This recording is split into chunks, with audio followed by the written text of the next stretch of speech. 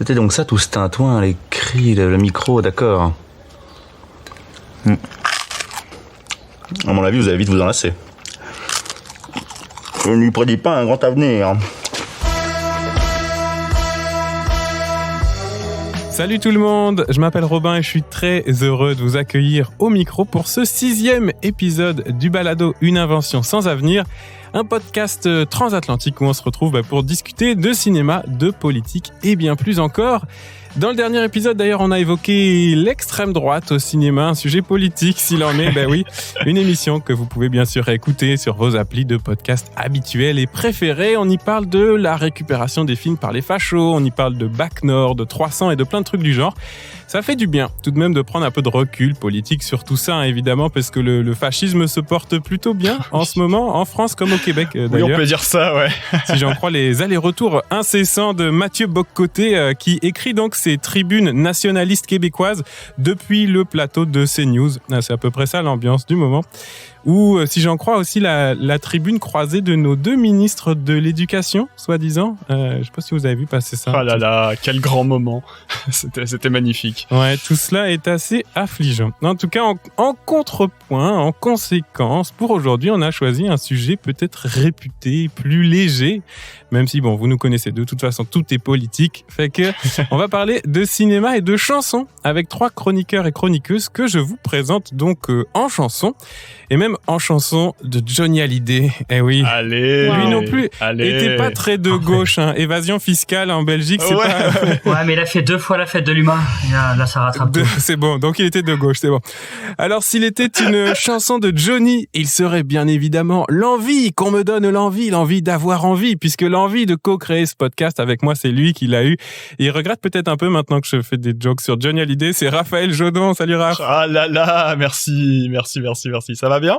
Eh oui, ça va. Et toi, depuis le dernier épisode? Génial. Je suis très content d'être là. Je suis très content de faire un sujet plus léger aussi parce que ça a bien 2 minutes de parler des fachos. Mais ouais, on s'est un peu auto-plombé nos semaines la dernière fois. Donc... c'est un peu ça. Heureusement, on n'a pas trop eu de raid et tout. C'était bien. Pour l'instant, on s'en sort bien. C'est correct. De quoi on va parler avec toi en chanson aujourd'hui? Eh ben, je vais parler de l'idée un peu banale selon laquelle la comédie musicale parle toujours de la même chose, l'amour impossible, tout ça. Okay. Mais à partir de l'amour, je vais interroger comment les films finissent par parler de politique, évidemment. Évidemment. On en revient toujours ici, mais c'est normal, c'est ça. Une invention sans avenir, cinéma et politique.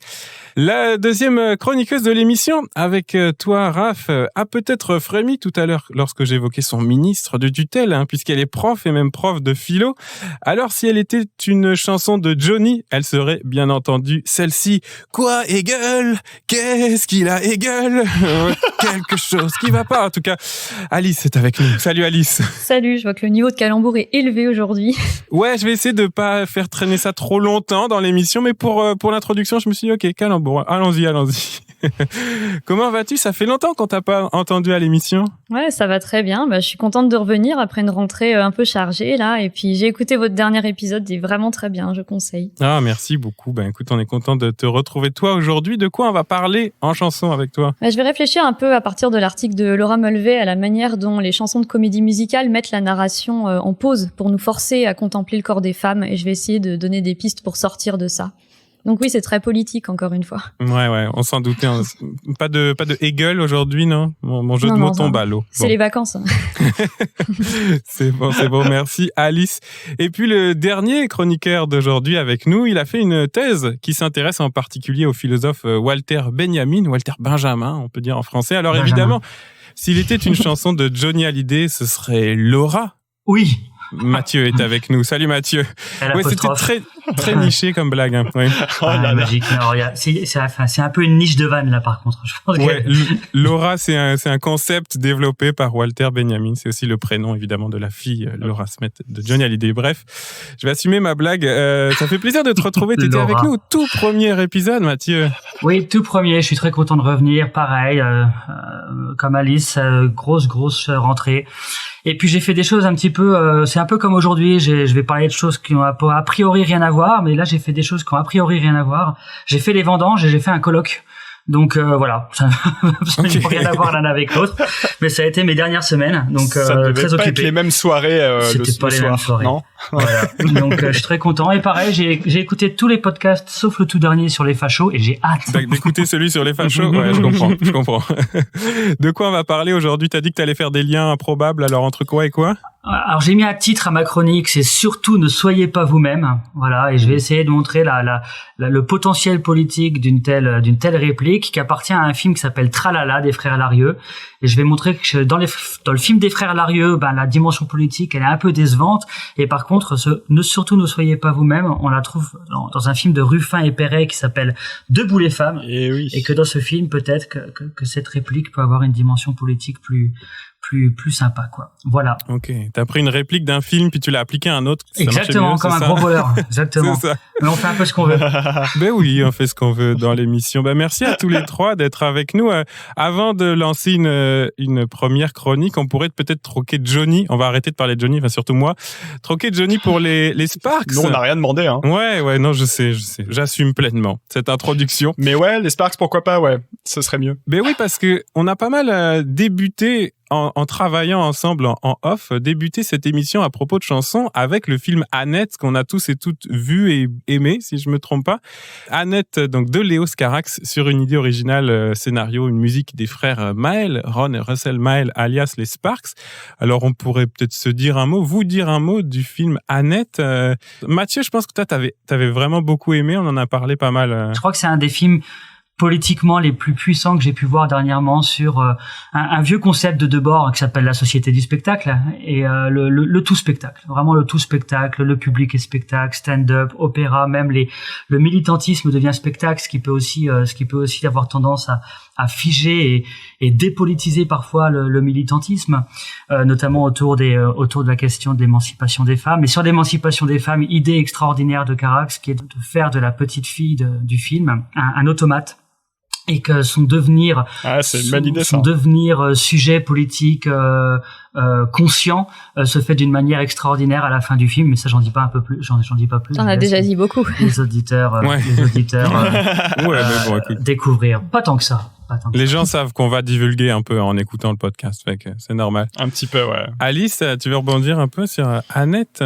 Ouais, j'ai été assez bouleversée aussi en sortant de la salle. C'est très fort comme film. La séquence d'ouverture, là, avec la musique des Sparks, c'est vraiment très bien. Vraiment, ça nous lance dans le film.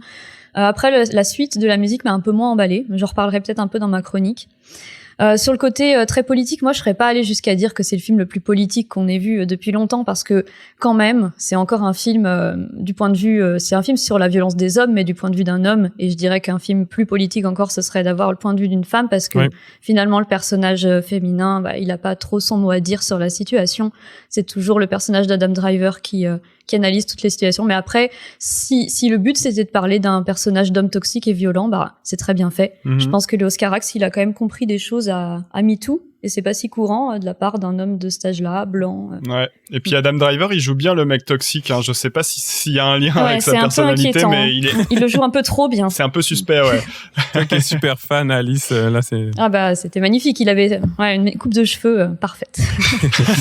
Moi, au bout d'un moment, il m'a saoulé, Adam Driver, le personnage. Mais en même temps, il est là pour ça. Il est là pour qu'au bout d'un moment, on soit saoulé de lui. Ouais. Donc c'était réussi, mais bon, avec les limites que ça comporte, quoi. Raph, tu veux ajouter? Ah ouais, moi j'ai beaucoup aimé le film, et je suis un peu d'accord avec Alice sur le fait que je suis pas un énorme fan de la musique. Pour moi, ça manque un peu de grands airs mémorables pour être vraiment une comédie musicale parfaite.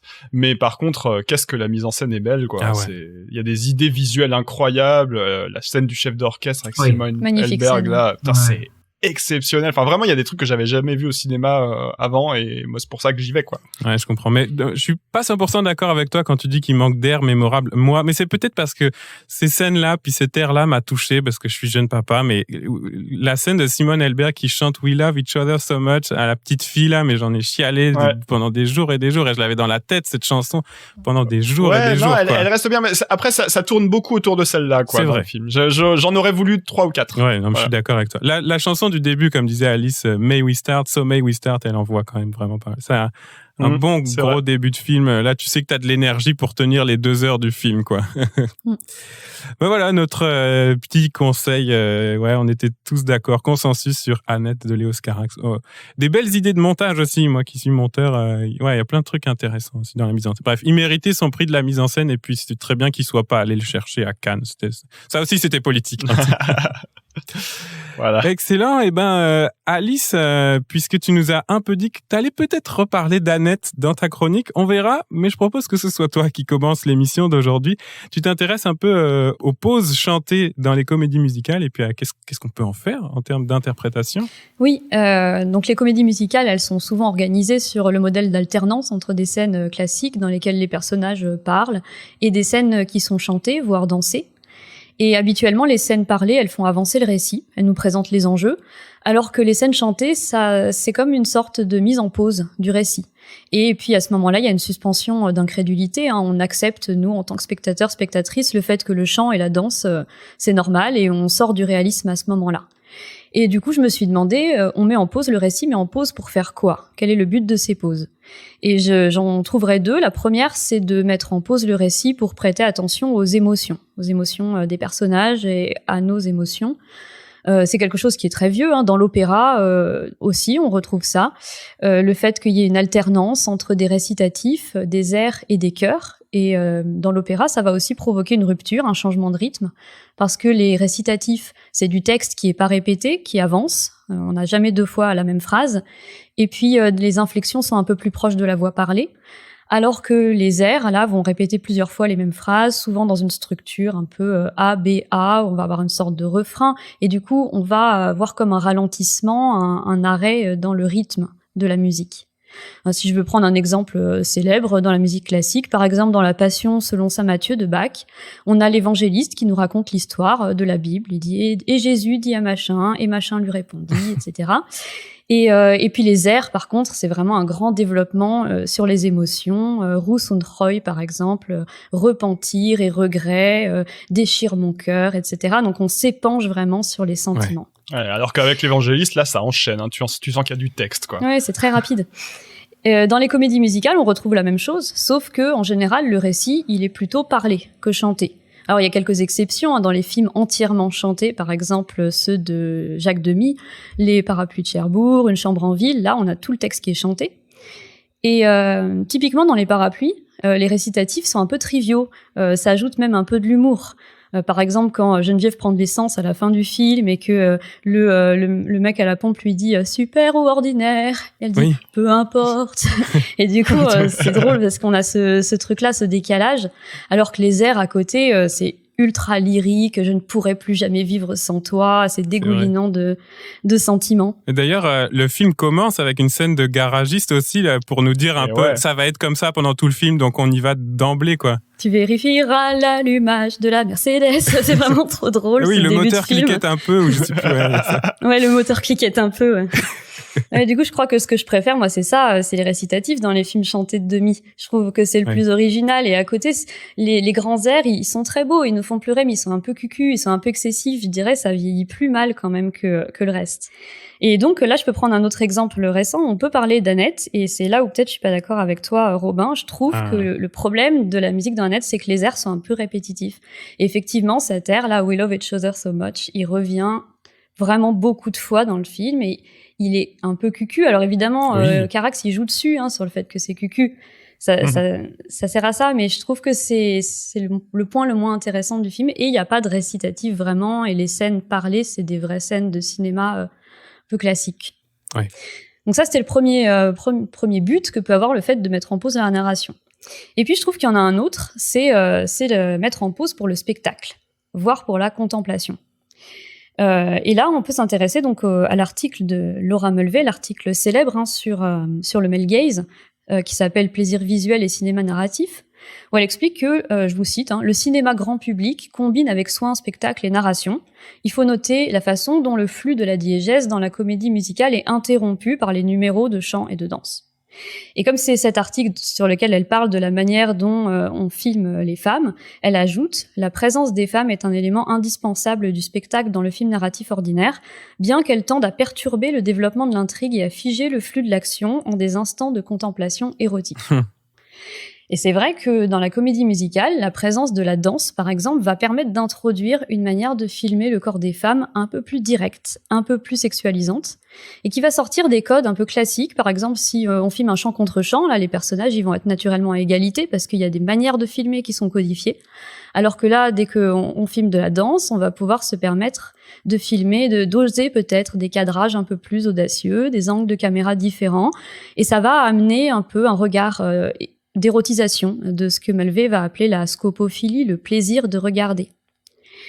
Et de fait, la mise en pause du récit va un peu faire passer les femmes du statut de sujet à celui d'objet, puisqu'elles ne parlent plus et donc puisqu'elle est regardée et qu'elle est filmée un peu partie par partie. Je vais prendre quelques exemples. Dans La La Land, je trouve que c'est un peu ce qui se passe. Je l'ai revu récemment, je trouve que c'est un film qui est magnifique, qui est vraiment, la musique est exceptionnelle, etc. Mais quand même, Mia, qui est interprétée par Emma Stone, dans les scènes classiques, elle est brillante, elle est affirmée, elle est cinglante. Il y a parfois un peu une rivalité entre elle et Sebastian, qui est joué par Ryan Gosling. Mais quand il y a les scènes de danse et de chant, un peu sous prétexte d'hommage et de référence à la comédie musicale, ça tombe dans quelque chose de plus cliché. Leur relation, elle devient super hétéronormative, classique. La danse réintroduit un traitement des corps assez inégal. Dans la danse, les rôles de femmes et d'hommes sont très codifiés, et là on retrouve ça avec un cavalier, quelqu'un qui est mené par la danse. Ouais, tu veux dire que La La Land, c'est un film un peu sexiste? Quand même, non? Je trouve ça vraiment dommage, que la relation entre les deux, elle soit si classique. Mais en son temps, Audrey Hepburn avait à peu près le même traitement. Moi, je pense à Funny Face de Stanley Donen. C'est exactement ça. Elle est super brillante dans les scènes parlées, puis elle devient débile, elle devient objet. Au fur et à mesure du film, plus elle a de numéros chantés, plus elle devient objet, quoi, dans le scénario du film même. Ouais, j'ai un autre exemple, c'est 3 places pour le 26 de Jacques Demy, que j'ai aussi revu récemment.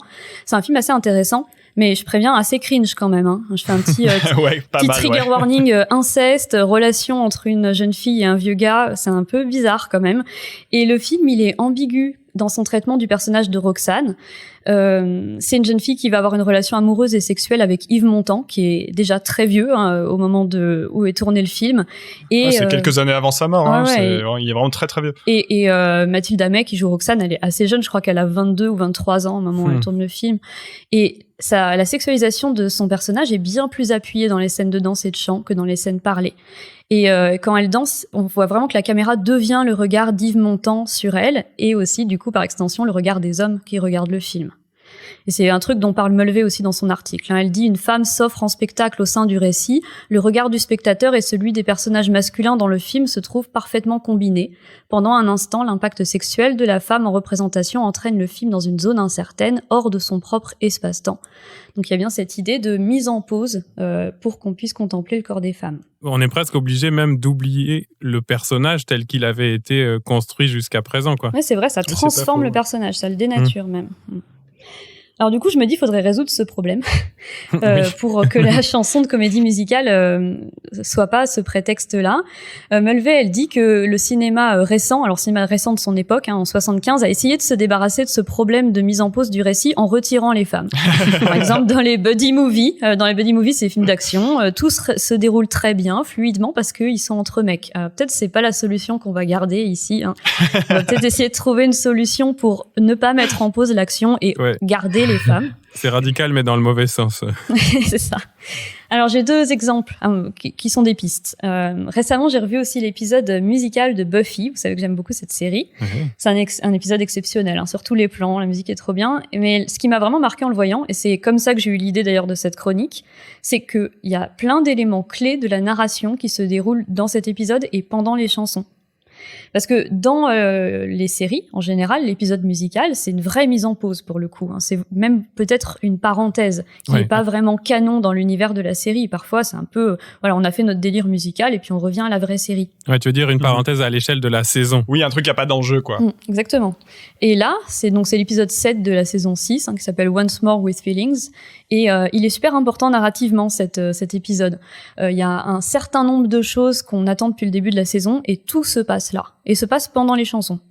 Je spoil un peu, peut-être. Oui, Spike et Buffy s'embrassent pour la première fois. Tara découvre que Willow lui ment. Et les trucs le plus important, les amis de Buffy se rendent compte qu'elle est en dépression, ce qu'elle leur cache depuis le début de la saison. Et c'est des éléments déterminants et ça se passe pendant les chansons. Alors comment ça marche pour que les chansons soient pas des pauses? C'est des chansons un peu complexes. C'est pas du couplet-refrain. Elles évoluent, elles sont un peu longues, le texte se répète moins, elles sont un peu progressives, il y a différents stades dans la chanson. C'est peut-être des chansons plutôt pas A, B, A, mais A, B, C, D, voilà, qui sont un peu longues et qui évoluent. Et l'autre truc qui fonctionne bien, c'est que dans cet épisode, il n'y a pas la suspension d'incrédulité, là où on accepte que c'est pas bizarre que les gens chantent et dansent, parce que c'est justement la bonne idée de cet épisode, c'est que c'est intégré dans le récit. La comédie musicale, c'est l'histoire d'un démon de la danse qui a enchanté toute la ville pour les forcer à danser. Et du coup, les personnages se rendent compte qu'ils dansent, ils comprennent pas pourquoi ils font ça. Mais oui, d'ailleurs, je me souviens qu'il y a tous les personnages qui sont saoulés de danser, ils sont obligés par le démon de la danse, mais après, à chaque fois, ils se retrouvent, ils font, mais putain, qu'est-ce qu'on a fait là? C'est chiant. Exactement. Du coup, ça légitime qu'il y ait des choses importantes qui se passent pendant ces moments-là. Mais du coup, ça permet de prendre au sérieux les chansons, qui deviennent pas simplement des moments de pause, mais qui sont des vrais moments de l'intrigue. Et mon dernier exemple, c'est la comédie musicale Rocky Horror Picture Show, dans lequel je trouve qu'il se passe un truc vraiment intéressant. Alors, je sais pas si vous l'avez en tête, hein, c'est une comédie musicale vraiment super, hein, dans lequel on a un couple... On peut dire culte. Ouais, culte. On a un couple hétérosexuel, un peu conservateur, qui au début se rend à l'église pour le mariage de leur copain. Et là, dans ce début de film, en fait, le film se moque un peu de l'hétérosexualité. Là, on a le modèle classique d'alternance entre des scènes jouées et puis des chansons. Et il y a une vraie coupure entre les deux. Et en plus, les chansons sont un peu cucu. Ça parle de demandes en mariage et d'émotions, etc. Et puis là, ils arrivent dans un espèce de château queer gothique, Dracula, sous une nuit d'orage. Ils sont accueillis par une espèce de Drago Malfoy bossu. C'est génial. Enfin, vraiment, ça part dans le queer total. Drago Malfoy bossu, quoi. Super la description. Moi aussi, je l'aime beaucoup. Il y a plein d'images qui ont surgi, tu vois, d'un montage entre Harry Potter ou je sais pas trop. Enfin, bref. Revoyez-le, vous allez voir, c'est ça. Hein. Et là, d'un coup, il y a beaucoup plus de fluidité entre la narration et les chansons. La raison, c'est que les personnages, ils sont tellement théâtraux et tellement dramatiques que déjà dans la manière dont ils marchent ou ils bougent, on dirait de la danse. Et la manière dont ils parlent, c'est déjà un peu scandé, un peu rythmé. Il y a une petite musique derrière. Et du coup, ça peut partir en chanson au milieu de la phrase. Et il y a plus vraiment d'interruption entre les deux, c'est très très fluide. Le personnage de Frankfurter, il est très théâtral, c'est une espèce de personnage de travesti en corset, un peu glam rock. Et il commence à chanter comme ça dans la continuité. Et il y a plus trop de forme couplet-refrain. Le seul moment où il y a une forme couplet-refrain, c'est quand il y a un mec un peu symbole de l'hétérosexualité qui redébarque dans le château, au milieu. Donc je pense qu'il y a quelque chose qui a été pensé pour ça. Peut-être c'est ça la piste, hein. Intégrer le chant et la danse dans la narration, c'est une clé pour éviter de mettre en pause le récit et pour éviter de tomber dans l'objectification du corps des femmes et la romantisation un peu des thèmes abordés. Et je pense que c'est pas par hasard que les deux exemples qui me sont venus à l'esprit, c'est des exemples déconstruits sur la question du genre. Buffy, c'est un symbole féministe, et puis Rocky Horror Picture Show, c'est vraiment un monument de la culture LGBT. Et puis je trouve que ça permet de vraiment prendre les chansons au sérieux, ça leur donne de l'importance au lieu que ce soit simplement des prétextes ou des moments de pause. Ouais. D'ailleurs, dans le Rocky, il y a toujours ce truc au début, ils sont spectateurs, les deux, le couple principal, ils sont spectateurs de ce qui se passe dans le château avant d'en devenir acteurs et actrices.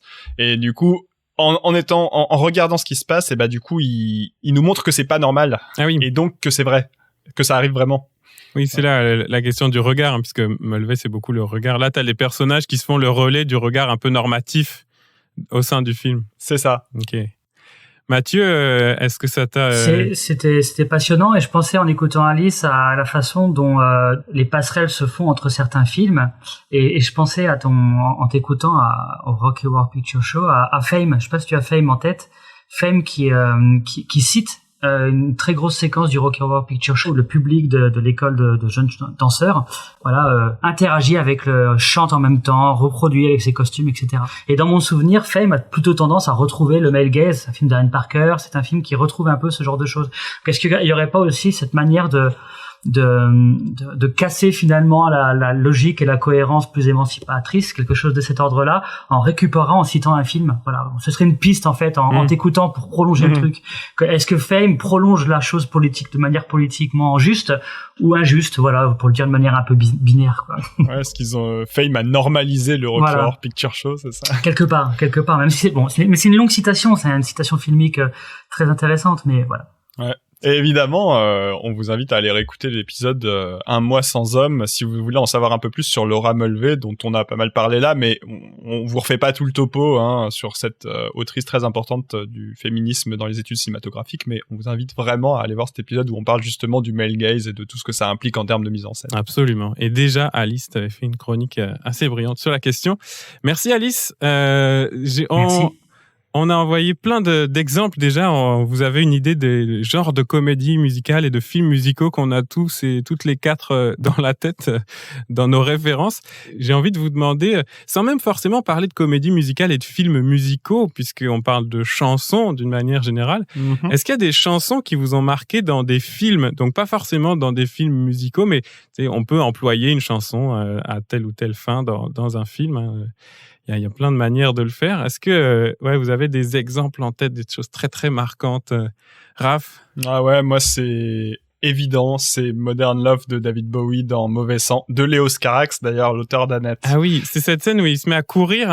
Ouais, exactement, c'est une scène où il est dans son appartement, il entend la chanson qui passe à la radio et d'un coup il se met à courir dans la rue comme un fou et en faisant une espèce de mouvement moitié danse, moitié course, moitié mouvement aléatoire de tout son corps. C'est Denis Lavant qui joue ça et ça m'a scotché quand j'ai vu ça ado. C'était le film culte de ma mère, elle me l'a fait voir quand j'étais jeune et c'était vraiment le truc que je savais pas que ça existait et je suis resté vraiment vraiment estomaqué devant cette scène. J'adore cette scène. Ouais. C'est peut-être ma scène préférée de toute l'histoire du cinéma. Et c'est une séquence qui permet de rebondir sur ce qu'on disait sur le côté plus articulé de narration et attraction. C'est-à-dire que c'est un moment de pur spectacle, de jouissance pour l'œil, c'est Modern Love de Bowie, c'est Denis Lavant qui bouge, etc. Et à un moment, pour le récit, il y a aussi quelque chose de cet ordre-là, quoi, d'un jeune homme qui s'exprime, et pour la constitution du personnage, c'est aussi très important, quoi. Ouais, parce que c'est ça, il arrive pas à s'exprimer vraiment par les mots et par la sociabilité classique, mais du coup, il se met à bouger son corps d'une manière qu'on n'a jamais vue, au lieu de faire ce qu'on attendrait de lui, à savoir du dialogue, des interactions narratives, etc. C'est merveilleux. Si vous avez jamais vu ça, allez voir ça. Et ouais, Mauvais Sang de Léos Carax. Alice, est-ce que tu as une chanson de film culte à partager? Ouais, j'ai pensé à Diamonds de Rihanna dans Bande de filles de Céline Sciamma. Ah bah oui. Ouais, c'est vraiment une scène qui m'avait marqué quand je l'avais vue au cinéma et donc toutes les filles dansent dans une chambre d'hôtel avec les robes qu'elles ont volées au centre commercial et c'est des filles qui font enfin ce qu'elles veulent une fois qu'elles sont délivrées du regard des mecs de leur cité et c'est tellement jouissif de les voir chanter ça. Elle est incroyable cette scène. C'est une superbe scène. Ouais. Excellent. Mathieu, ta chanson culte du cinéma? Là, je suis embêté, j'en avais préparé 3. Ah. Faut que j'en choisisse soit tu vas rapidement, soit t'en choisis une, mais c'est difficile à départager souvent. Bon, la première, c'est que j'avais mise. On va dire que la première, c'est celle à laquelle je tenais le plus. C'est La Nuit du Chasseur, la chanson de la fin de La Nuit du Chasseur, lorsque Robert Mitchum et Lillian Gish s'affrontent et chante Leaning on the Everlasting Arms, et la silhouette de Mitchum qui se découpe devant la maison où se sont réfugiés les deux enfants qui pourchassent. Ouais. C'est un moment terrifiant et qui m'a énormément marqué et voilà, quoi. Oui, c'est le moment où une chanson fait peur, quoi. Une chanson gentille fait peur. Exactement. Ouais, c'est vrai. C'est une chanson c'est le grand méchant loup d'un conte. Et en même temps, elle a quelque chose de bienveillant. Et d'ailleurs, Lillian Gish la chante en même temps, mais en changeant légèrement les paroles. Elle la christianise, la chanson. Ouais. Oui, parce que c'est un film très chrétien, La Nuit du Chasseur. C'est un film très chrétien. Et Robert Mitchum, lui, prolonge sa chanson avec sa grosse voix, de loup et de chasseur, quoi. Donc ouais, c'est quelque chose qui m'a beaucoup marqué. Et voilà, c'est un film chrétien, mais c'est un film passionnant, c'est un film remarquable, c'est un film extraordinaire. Il y a pas de chrétien, mais C'est chrétien, mais bien. C'est comme Bazin. Bazin était un catholique de gauche. T'es plutôt sympa et tout. Bref, voilà. Un petit film culte, effectivement, La Nuit du Chasseur. Et toi, Robin, ce serait quoi? Toi qui es fan de chansons. Ouais, ben moi c'est sûr, je suis fan de chansons. Le premier exemple qui m'est venu en tête pour répondre à ma propre question, c'était un contre-exemple. C'était un moment où j'ai détesté l'usage des chansons dans un film. C'est, mettons, la première demi-heure de Suicide Squad, où vraiment tous les personnages sont présentés avec une chanson, mais une chanson stéréotypée, hyper cliché, puis chacun sa tune, quoi, et c'est vraiment super mal pensé, super mal fait. Les chansons sont beaucoup trop attendues, donc en fait c'est même plus un plaisir, parce que tu pourrais avoir le plaisir d'avoir la chanson que t'aimes bien ou que t'as envie de danser dans le ciné, mais quand c'est 10 fois où t'as l'impression que c'est une playlist Spotify genre tellement mainstream que tu sais, des fois t'as envie de découvrir des chansons, quoi. Donc mauvais exemple, les 30 premières minutes de Suicide Squad. Mais ouais, non, si je me dis un truc qui m'a vraiment marqué, alors du coup ça va être un peu niché peut-être, mais je pense que c'est dans le film La Science des rêves de Michel Gondry. Il y a un emploi de la chanson Coutances de Dick Hangard. Je sais pas si vous connaissez Dick Hangard, ce chanteur non, ça me dit rien. Néerlandais qui chante en français. Il est édité sur le label Tôt ou Tard en France. C'est quelqu'un de très très intéressant. Et cette chanson Coutances parle de une sorte d'après-midi morose à Coutances. Je pense que c'est en Normandie, Coutances. Bref, il est sous la pluie. Il cherche un petit déjeuner, mais tout est fermé. Bref, c'est une petite chanson un peu mélancolique. Puis Michel Gondry la met à un endroit où vraiment c'est presque premier degré dans le film.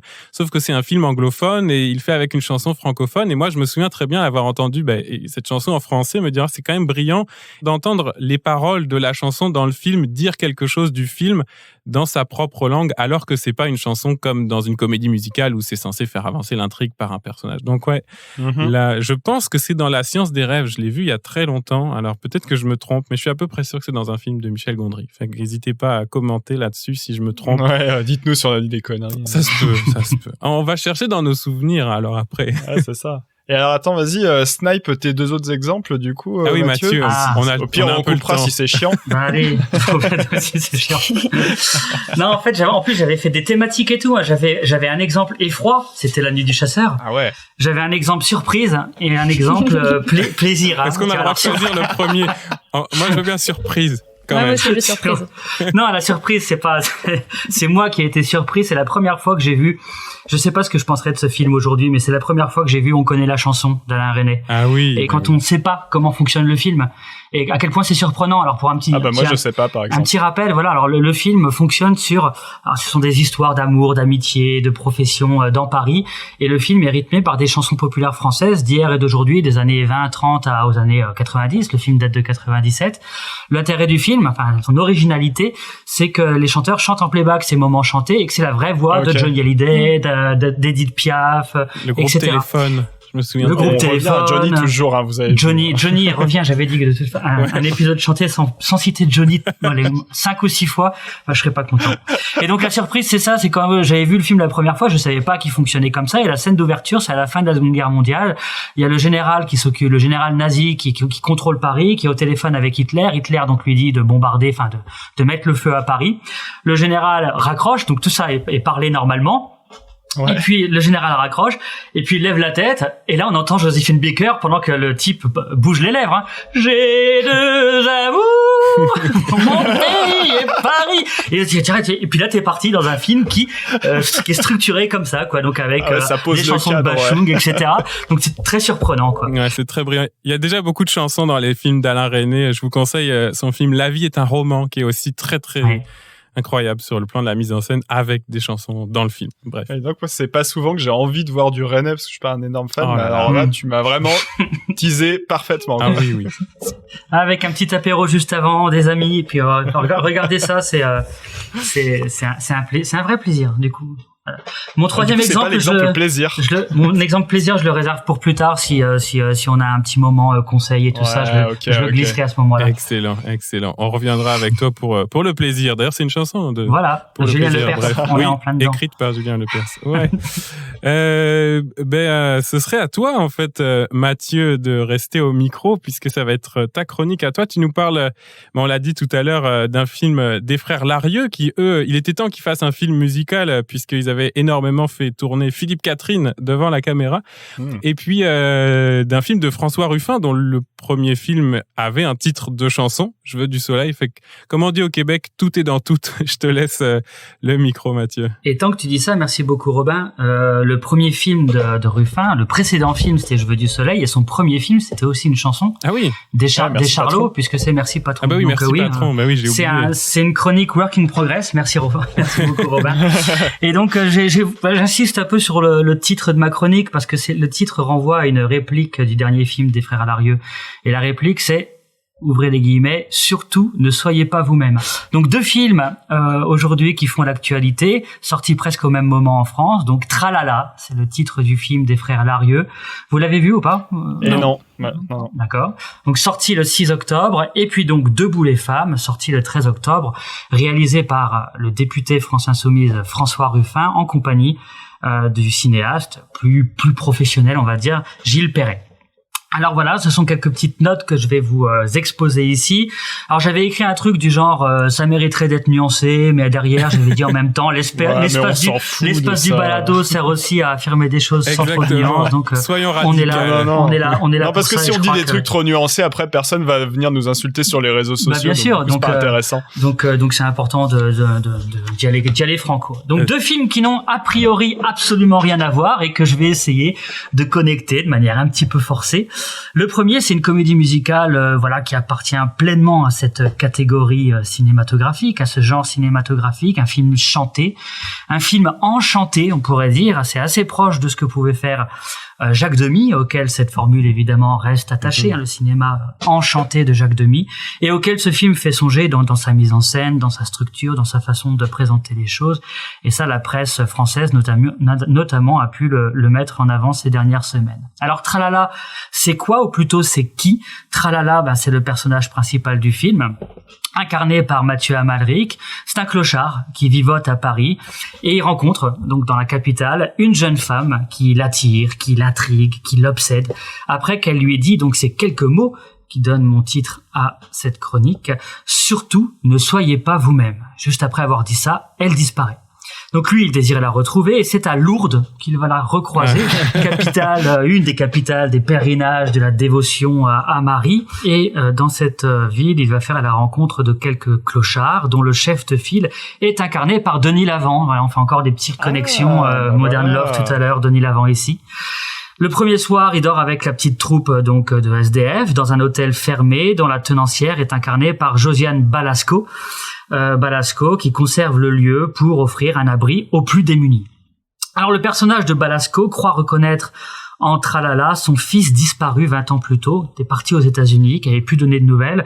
Tralala, lui, voit l'occasion de vivre quelques jours de façon plus confortable. La famille de Balasco est plutôt une famille de la petite bourgeoisie provinciale, et il va interpréter ce fils revenu, donc il va répondre à l'injonction de la jeune femme rencontrée à Paris, ne soyez pas vous-même. Ah bah oui. Donc il va faire des rencontres, surtout son frère, entre guillemets, interprété par le chanteur Bertrand Belin, et 2 anciens amours incarnés par Mélanie Thierry et Maïwenn. Alors il y a Maïwenn, ça peut faire un petit peu mal aux oreilles.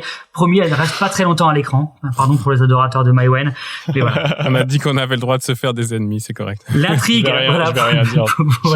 pour les tweets et les machins. L'intrigue est rythmée par des chansons composées par Philippe Catherine, donc qui a pu travailler avec Larieux par le passé. Oui. Jeanne Chéral, Dominique A, Étienne Dao et Bertrand Belin lui-même. Voilà. Diamétralement donc opposé a priori à ce film, Debout les femmes, 3e documentaire de François Ruffin. Ici donc encore une fois en compagnie de Gilles Perret. C'est un film qui suit la mission parlementaire qui réunit un couple assez particulier, le cinéaste donc de la France Insoumise lui-même et un député En Marche qui s'appelle Bruno Bonnell. Vous connaissez Bruno Bonnell? Ouais, il est connu pour être un peu c'est le monsieur jeu vidéo de l'Assemblée nationale. Il est connu dans le milieu du jeu vidéo. Ouais. Ah ouais. D'accord, bah, je savais pas. Alors moi j'allais dire pour vous donner une idée. Il fait de la télé aussi. Ouais, on se moque déjà beaucoup de lui dans ce milieu-là. pour vous donner donner une idée de qui est ce député, c'est vraiment un entrepreneur 2.0 qui a participé, tenez-vous bien, à la version française de The Apprentice. The Apprentice, elle est connue dans sa version américaine, c'est Donald Trump qui a animé un show où des entrepreneurs se faisaient la guerre. Ça vous dit quelque chose? Où les candidats étaient éliminés à coup de You are fired par Donald Trump. Donc la version française qui a pas duré beaucoup, plus de 2 épisodes, c'était sur M6, était donc avec comme figure centrale ce futur député, Bruno Bonnell. C'est pour vous donner un peu une idée. Qu'il n'ait pas la même carrière que Trump, quand même. Voilà, c'est pour vous donner un peu une idée de qui se coltine Ruffin pour cette mission parlementaire. Donc cette mission parlementaire, elle concerne quoi? Elle concerne les premières de corvée, des invisibles, mal rémunérés, des femmes mal considérées, c'est peu dire, au statut incertain. Et Ruffin, lui, il souhaite qu'une loi les protège, les fasse évoluer leurs droits. On suit donc les 2 députés. Je dis 2 mots là-dessus. Le député En Marche, Bruno Bonnell, c'est un personnage intéressant qui va se transformer, qui va se gauchiser. Alors pas trop. Il va rester un type très de loin. Il est à LREM. Il part de très loin, mais il va un peu se gauchiser et puis il va vraiment modifier son regard sur le monde au fur et à mesure du film. Et c'est plutôt intéressant. Et sur la question des changements de trajectoire, c'est un peu ce que je veux mettre en avant dans ma chronique. C'est un personnage intéressant, mais bon, je le laisse en suspens. Donc les 2 députés vont sur les routes de France et ils rencontrent ces femmes qui s'occupent de personnes âgées, isolées, malades, et elles sont bien souvent leur dernier lien social à ces personnes âgées. Alors pourquoi je veux connecter ces 2 films a priori sans grande similitude? Eh bien parce que la connexion, elle peut s'établir à partir de la réplique que j'ai citée donc un peu plus haut et qui donne le titre à la chronique, ne soyez pas vous-même. Et je crois que cette réplique, elle possède possiblement une grande portée politique, mais que dans le film qui la mobilise, tralala, la dimension politique déçoit. Alors pourquoi? Les invisibles du film des frères Larieux, les clochards qui vivent dans l'hôtel de Balasco, restent finalement des invisibles, existant seulement dans la pénombre de l'hôtel dans une courte scène, vous verrez ça si vous voyez le film un peu plus tard, et le film, lui, choisit plutôt de suivre les péripéties privées de la famille petite bourgeoise de province. La petite musique du film, rythmée par les incessants tralala, Amalric répète, c'est une ritournelle tralala, avec sa petite guitare entre ces différentes chansons, par Amalric donc, un clochard vedette du film, et rythmé également par les chansons des auteurs, compositeurs et compositrices que j'ai cités, Belin, Chéral, etc. Ouais. Et tout ça, ça donne un résultat assez monotone, sans grande variation, sans changement de rythme, etc. Alors, hormis un propos bienvenu sur la sexualité des plus de 40 ans, qui je connais pas trop le cinéma des frères Larieux, est un peu un sujet qui revient, la sexualité, on va dire, des non-jeunes, qui est un sujet redondant chez les Larieux. Peindre ou faire l'amour en 2005 traitait notamment de ce sujet. Donc une sexualité des plus de 40 ans assez épanouie, notamment autour du personnage de Mélanie Thierry. Donc dans une époque où le jeunisme règne, c'est quelque chose de plutôt bienvenu dans ce film. Le film, je trouve, pèche par son manque d'ambition politique. Alors, ne soyez pas vous-même, c'est en jouant le rôle du frère disparu que Tralala va participer à régler les problèmes de la famille, notamment ceux du frère, Bertrand Belin, frustré par une existence convenue, sans joie et sans plaisir. Donc, le film, il fait les choix qu'il veut. Il a choisi sa direction, celui d'un univers plutôt hype, plutôt branchouille parisien. Alors même si Tralala quitte Paris pour la province, le film emporte avec lui tout un univers arty, les chanteurs, les acteurs, Belin, ne serait-ce que le casting, Amalric, exactement. C'est vraiment, je quitte Paris, mais j'emporte dans ma valise tout un univers, toute une atmosphère un peu comme ça, quoi. Donc cette direction-là, plutôt que celle consistant à bouleverser l'ordre bourgeois et notamment à désinvisibiliser les pauvres. C'est un film qui m'a fait penser, en préparant la chronique, j'ai repensé à un vieux film de Jean Renoir de 1932 qui s'appelle Boudu sauvé des eaux. Je sais pas si vous avez ce film en tête, dans lequel Boudu, un clochard qui tente de se suicider, est sauvé par un bourgeois et va intégrer une petite famille bourgeoise parisienne et puis la bouleverser. C'était un personnage très obscène, lubrique au possible, et qui va bouleverser l'ordre moral à l'intérieur de cette famille bourgeoise. Il s'échappe au terme du film à la nage pour fuir un mariage dans lequel il était embarqué bien malgré lui. À la fin de Tralala, Amalric lui aussi fuit le film et il fuit la petite vie bourgeoise qu'il avait intégrée pendant quelques jours, mais tranquillement sur une barque. Mais il a pas bouleversé grand-chose d'un point de vue politique. Et du coup, c'est un peu la même chose que dans Boudu. T'as ce truc de finalement, on s'intéresse plus aux bourgeois que l'expérience va modifier et va faire évoluer plutôt que vraiment à la personne qui les fait évoluer. Oui, c'est ça. C'est ça. Et là, on est plutôt sur quelque chose qui va régler aussi les petites affaires, ce que Deleuze appelait les petites affaires privées, les petites affaires personnelles de cette famille-là, plutôt que. Oui, voilà, c'est ça. C'est la vertu des pauvres, c'est de nous faire réaliser quand même qu'on pourrait vivre autrement, et puis que nos problèmes sont pas si graves. Bah, c'est ça. Et puis qu'on peut encore tomber amoureux à 50 ans. Enfin, ce genre de choses, quoi.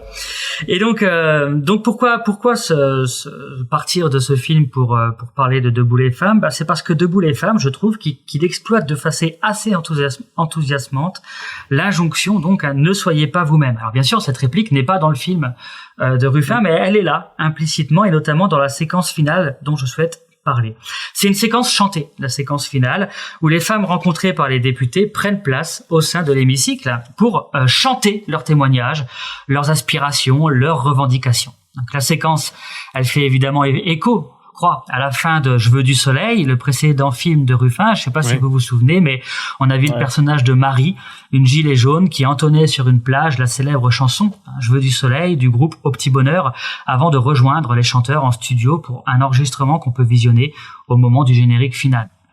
Donc dans Debout les femmes, les premières de corvée à l'Assemblée ne sont donc plus tout à fait elles-mêmes. Elles jouent le rôle de députées. Elles se lèvent les unes après les autres et chantent leur quotidien, leurs difficultés.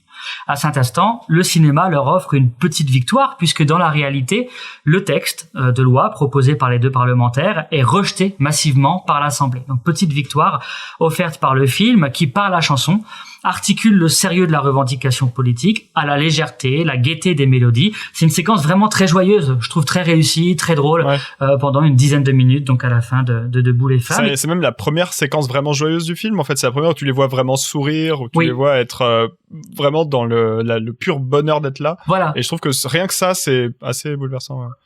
Donc cette dernière séquence, elle m'a fait songer au cinéma d'Agnès Varda, et notamment à ce qu'elle pouvait dire dans Les plages d'Agnès. Vous savez, Les plages d'Agnès, c'est le film en forme d'autoportrait autobiographique de 2008, dans laquelle elle revient sur sa vie d'artiste, de cinéaste, photographe, militante, et elle parle dans Les plages d'Agnès du féminisme joyeux qui caractérisait son militantisme dans les années 60 et 70.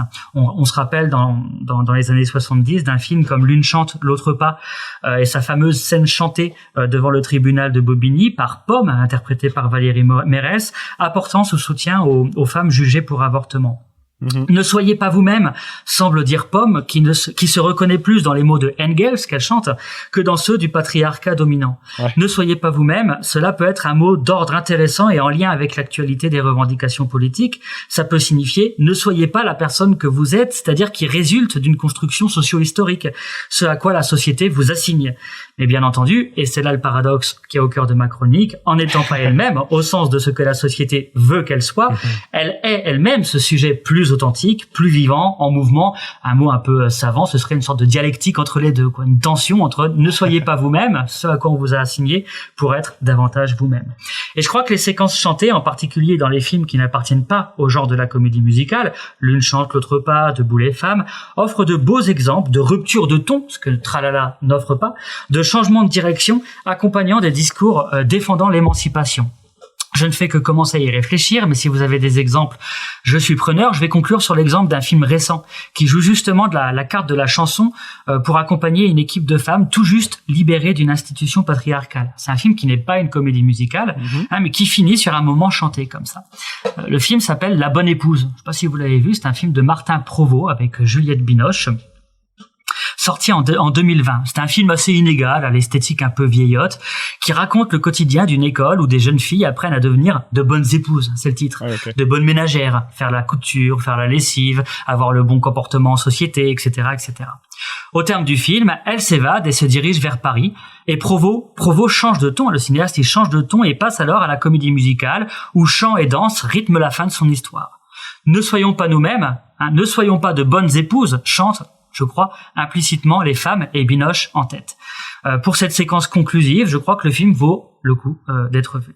Voilà, c'est tout pour moi. Donc ne soyez pas vous-même pour être davantage vous-même quelque part. Merci beaucoup. Oh là là. Voilà, la conclusion, je sais pas ce qu'on va en faire, hein, parce qu'on a compris tous les paradoxes qu'il y avait derrière cette invitation, mais ouais, c'était vraiment intéressant. En plus, il est malin, il dit lui-même que c'est paradoxal pour pas que derrière on le fume sur ses contradictions. Les techniques d'universitaire, tu vois. C'est ça, c'est fourbe et en même temps, ça donne à réfléchir. C'est ça qu'on veut.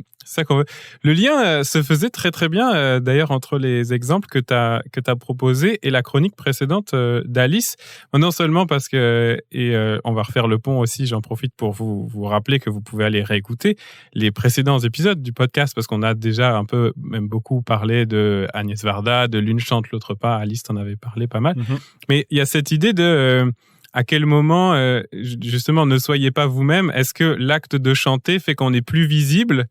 Donc, ne soyez pas vous-même. Dans le cas des femmes qui sont invisibilisées, c'est se rendre visible, peut-être par le chant, mais le paradoxe, c'est que ça se fait justement par une situation qui est très, très dans la mise en scène de soi, qui est de se mettre à chanter. Et si je comprends bien, j'ai pas vu le film, malheureusement, il devrait sortir bientôt au Québec. Il avait une date au FNC, le Festival du Nouveau Cinéma à Montréal, et j'ai raté cette date, donc ce sera pour la prochaine fois.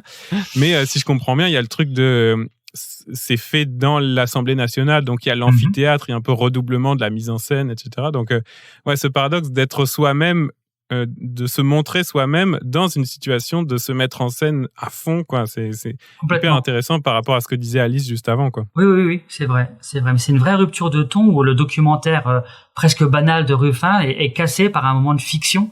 Ou même Bonnel et Ruffin sont même déguisés en employés de l'Assemblée nationale, figés, eux qui sont tout le temps en mouvement dans le film.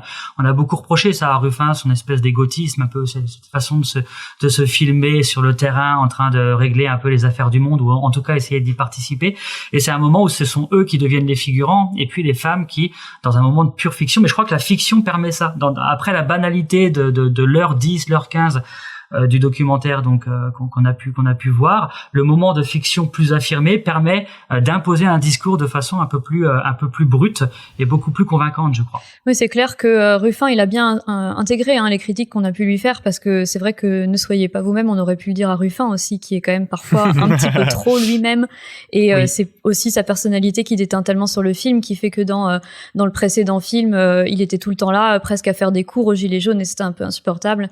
Ouais. Là, c'est vrai qu'il est plus en retrait, il se met effectivement dans ce personnage de je donne la parole, sauf que je sais pas si c'est vraiment un projet qui peut aboutir, dans la mesure où moi ça m'a quand même dérangé le fait que ce soit un homme qui doive donner la parole et la possibilité aux femmes de pouvoir chanter, exprimer ce qu'elles ont à dire. C'est très bien fait, mais je sais pas si c'était possible de le faire vraiment correctement, en fait, parce que du coup oui, ces femmes, elles peuvent prendre la parole. Et quand tu disais oui, c'est un féminisme joyeux chez Agnès Varda, oui, mais Agnès Varda, c'était une femme, et c'est elle qui a le droit de décider si le féminisme il peut être joyeux. Et là, je sais pas si Ruffin il a le droit de décider si ça peut être joyeux, la manière dont ces femmes elles vivent leur métier horrible là, payées 800 € par mois. Donc je crois, ouais. Et en plus, je voulais juste terminer sur le fait que Varda, elle dit que elle a essayé d'être une féministe joyeuse, mais qu'elle a pas réussi. Et L'une chante, l'autre pas, il est dramatique aussi, ce film. Il est dramatique. Et puis dans la séquence des plages d'Agnès, la séquence est suivie par Sandrine Bonner dans Saint-Ouen-Illois, qui défonce des garages à coups de, à l'époque, Varda à ce moment-là dit à l'époque, il y avait des avortements dans des conditions inimaginables, etc., etc. Donc oui, ouais. Elle est fortement contrebalancée, l'idée de féminisme joyeux par ces mots qui suivent. Là où je suis pas complètement d'accord avec toi, c'est que tu centres trop la chose sur Ruffin. Je crois que c'est une séquence durant laquelle les femmes s'approprient le film, et on peut pas dire que c'est Ruffin qui fait quelque chose. Elles ont un pouvoir de sujet assez intéressant à ce moment-là, je crois. Et on va pas parler de co-réalisation, j'en sais rien, mais je crois qu'à ce moment-là, il y a une mise en scène. Ruffin a proposé certainement à ces femmes de se mettre à l'Assemblée et de faire ça. Mais il y a un moment où elles se lâchent complètement. Et lorsque notamment il y a une femme immigrée qui impose aussi son point de vue, son verbe, ses intonations, etc. Il y a quelque chose qui n'est pas du tout maîtrisé par Ruffin à ce moment-là. Donc je crois qu'à ce moment-là, il y a aussi les femmes qui prennent la parole pour elles-mêmes, en tant qu'elles-mêmes. Et Ruffin, à ce moment-là, il a juste une caméra, il tourne la manivelle. Mais je crois qu'il faut pas trop se centrer sur Ruffin. Justement, la caricature de Ruffin, et qui est juste aussi, de Ruffin tout puissant, c'est lui etc. qui rend un peu dur de pas trop centrer sur lui, c'est ce que disait Alice. Elle déteint un peu sur notre réception du film. Et je crois que cette séquence finale, elle est beaucoup plus partagée. Tu veux dire que le meilleur truc dans le film de Ruffin, c'est les passages qui sont pas de Ruffin? Oh, mais sans aucun doute. Non, mais sans rire. Ouais. Merci patron la meilleure séquence, c'est la caméra cachée lorsque le gorille de Arnaud vient faire sa petite menace, etc. quoi. C'est dans le film sur les gilets jaunes, il y a absolument rien à sauver. Parce qu'il y a Ruffin tout le temps, c'est ce que tu dis. Oui, peut-être. Mais c'est peut-être lié. Lié, je sais pas. Mais, en fait, c'est quand même souvent ça dans le documentaire d'une manière générale. Les moments qui échappent un peu au réalisateur ou à la réalisatrice, on les aime bien parce qu'ils ont un côté moment de vérité. C'est un peu cliché tout ça, mais l'exemple que tu donnes là, il est intéressant parce que il y a beaucoup de mise en scène, donc ça vient quand même d'un côté des réalisateurs qui décident que ça va se passer à tel endroit, ça va être sous telle forme ici musicale, et puis il y a probablement l'espace pour que des femmes s'approprient cette scène et en fassent ce qu'elles ont envie, parce qu'après tout, c'est un documentaire, elles sont pas payées pour chanter dans cette scène, et si elles ont pas envie de chanter, elles chantent pas, puis elles chantent ce qu'elles veulent, quoi. Si je comprends bien. Hein, j'essaye de vous réconcilier, Alice et Mathieu. Ça a l'air de marcher. Je vous vois sourire tous les deux. Non, mais je suis d'accord que c'est clairement la meilleure chose qu'on pouvait faire avec ce dispositif. C'est juste la question que je me pose, c'était vraiment est-ce que c'était la chose à faire de que Ruffin ils disent allez-y les femmes debout, parce que c'est aussi un peu ce qu'il dit dans le film à par moment. Il leur dit moi je vais pas pouvoir y aller tout seul. Il va falloir aussi qu'il y ait un soulèvement populaire. Moi, je sais mais pas, il généralise son propos. Ouais. Il généralise son propos, il le dit pas qu'aux femmes. Et quand j'ai vu l'avant-première à Lille, au Majestic, et il généralise le propos à toutes les sphères de la société. Dire voilà, il faut aussi que ça parte de tout en bas. Ouais. Bon. Mais avec l'inconvénient que il est pas là pour présenter chacune des séances du film. Et je suis d'accord que quand on n'a pas son discours en ouverture, les moments dont tu parles, Alice, ils sont un peu cringe, quoi. Les moments où il est là, et plusieurs fois, 2 ou 3 dans le film, où il dit par contre, il va falloir vous bouger aussi, quoi, faire des grèves et tout. Oh là là, mais attends, 2 secondes, là. T'es qui dans cette histoire-là? Le discours on se sort les doigts du cul, c'est de droite, on est d'accord. Oui, c'est ça. Même si c'est pour faire la grève, je trouve que c'est un peu moralisateur. C'est-à-dire qu'on est tellement à gauche dans ce podcast que même Ruffin, c'est fini, quoi. Non, mais on peut être de gauche et faire des films de droite, hein. C'est aucun problème là-dessus. C'est pas un film de droite, hein. C'est quand même un bon film. On est quand même très tatillon, mais je pense que c'est intéressant d'aller voir ce film. Alors, la question se pose, il y a un collègue, je vais pas le nommer pour pas le nommer dans un podcast qui va être public, mais qui m'avait dit que pour lui, le film sur les Gilets jaunes était un film d'un homme de gauche, mais un film de droite parce que ce sont que des individus qui sont filmés. Ah oui. Il y a un truc sur l'individu plutôt que sur le collectif qui peut faire quelque chose. Il manque ça dans ce collectif des Gilets jaunes. Je sais pas trop quoi en penser, mais pour lui, c'était un film de droite, du coup. Qui est un peu là, dans la séquence finale, justement, du collectif de femmes à l'Assemblée, etc. Peut-être qu'il rattrape un peu ça à ce moment-là. Oui, il y a certainement quelque chose comme ça, ouais. Ouais, merci Mathieu. Ça a bien fait réagir et discuter cette chronique. Puis, on va très très loin avec les chansons en tant que effet de mise en scène aussi potentiellement politique au cinéma. Fait qu'un bon exemple ici. Moi, ça m'a donné très très envie. Je vous l'ai dit, je l'ai raté malheureusement à Montréal et je pense que il va repasser en programmation normale au cinéma. J'irai voir ça. Merci encore Mathieu. Tralala, donc des frères Larieux et Debout les femmes de François Ruffin et c'est Gilles Perret. C'est ça, Gilles Perret. Excellent. Raph, ça va être le moment où tu nous divertis, où tu nous colles peut-être, puisque Raphaël Lepers est de retour. Non, en fait, d'habitude c'est Raphaël Lepers pour un quiz, mais aujourd'hui ce serait plutôt Nagui. Mais alors, c'est quoi le nom de famille de Nagui? Raphaël, je sais pas, Nagui. Personne ne connaît le nom. Lui-même ne connaît pas son nom de famille, je pense. Non. Il n'est que Nagui. Donc aujourd'hui plutôt un quiz musical, donc. C'est ça, parce que du coup je me suis dit épisode musical, est-ce qu'on n'en profiterait pas pour faire au lieu du quiz de d'habitude un n'oubliez pas les paroles à la manière de Nagui justement. Donc voilà, je vous ai sélectionné des chansons tirées de films musicaux et parfois aussi de films pas musicaux mais où il y aurait juste une chanson emblématique à un moment. Ouais. Et donc je vais vous proposer d'en chanter le moment où j'arrête l'extrait et où c'est à vous de continuer quoi. Donc voilà, j'ai réparti les chansons que j'ai trouvées entre 5 grands thèmes avec 4 films à l'intérieur de chaque et puis je vous les proposerai, vous répartissez un petit peu comme vous voulez à partir de là. Est-ce que ça vous va d'y aller? Ouais. Parfait. Allez, c'est parti. Et alors on va pouvoir y aller. Donc je vous propose le premier thème et vous allez voir que c'est quelque chose qui match avec beaucoup de films de l'histoire du cinéma, c'est Relations toxiques. Alors, on en a déjà beaucoup parlé, ouais. Alors dans Relations toxiques, je vous ai choisi 4 films. Les Demoiselles de Rochefort de Jacques Demy, Dr. Horrible, la mini-série de Joss Whedon, La La Land de Damien Chazelle et Annette, dont on a pas mal parlé déjà. Oh, wow. Allez, commençons avec Alice. Alice, qu'est-ce que tu choisis? Je crois que je connais mieux les Demoiselles de Rochefort. Oh. Tu veux partir sur la chanson des Demoiselles de Rochefort? Je sais pas laquelle c'est des Demoiselles de Rochefort, mais... Eh ben, c'est la chanson de Maxence. Elle a cette beauté des filles romantiques et d'un Botticelli le regard innocent.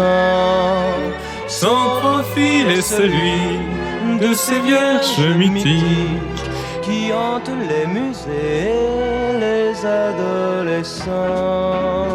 Ah là là. Sa démarche ressemble aux souvenirs d'enfants qui trottent dans ma tête et dansent en rêvant. Sur son front, ses cheveux sont de l'or en bataille que le vent de la mer et le soleil chamaillent.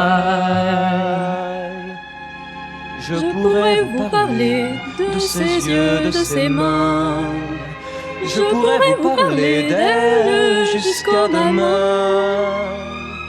Son amour, c'est ma vie, mais à quoi bon rêver? Je pourrais vous parler. Non, je sais plus, je sais pas. Oh, wow. Non, désolée, je l'ai pas la dernière phrase. Ah, je peux pas t'aider. Je pense que la chanson de Delphine, je la connais par cœur, mais alors là. Celle-là, non. Moi, j'ai pas. Ah, Ouais, celle-là, tu non. m'as piégé, là. Est-ce que Mathieu, tu l'as? Non, j'ai juste envie de dire à Alice que quelle voix. Vraiment.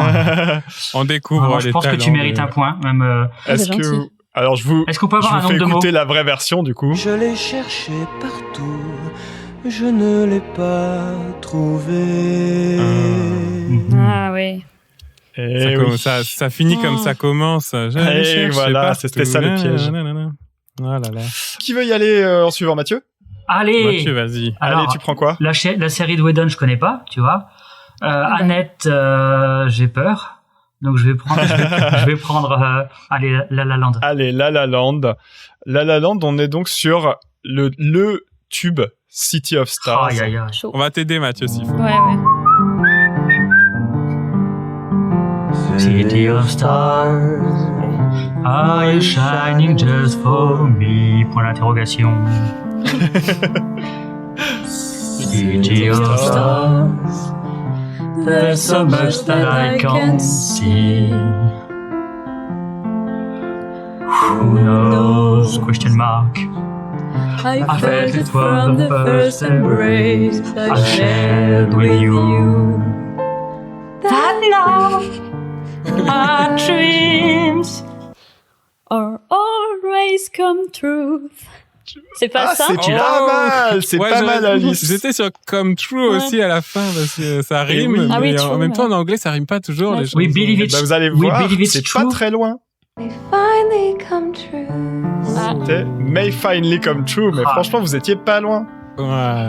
Bravo. Ah, tu me l'as remis dans la tête. Je l'avais plus en tête du tout cette chanson. Elle est très belle. Et ouais. Elle marche bien. Et puis elle marche bien. revient avec le. Robin, qu'est-ce que je te sers? Ah bah Annette, puisqu'on en a beaucoup parlé tout à l'heure. Vous allez m'aider hein, parce que. C'est parti pour Annette. J'ai tellement pleuré, mais j'ai chialé pendant des heures dans ce Pareil. film, franchement. Love each other so much. We love each other so much. We're scoffing at logic. This wasn't the plan. We love each other so much. Mais c'était le plus Ça me paraît facile. très très facile, je mais crois que bravo. c'est ça. Ah oui. Ah oui. Ah d'accord. Donc en fait, il y a. Non mais alors, on a. Bah, j'ai eu la facile. Juste- Désolé, j'ai eu la facile. On pourra juste rappeler que Robin est le co-créateur du podcast avec Raphaël. Complot, il y a un complot. Voilà. Vous savez Qu'on pas sache. combien et avec quoi je le paye. Le prochain Je vous ai podcast, dit, je vous ai dit Alice. qu'il y avait peut-être des pièges. Alice, on le fera nous deux.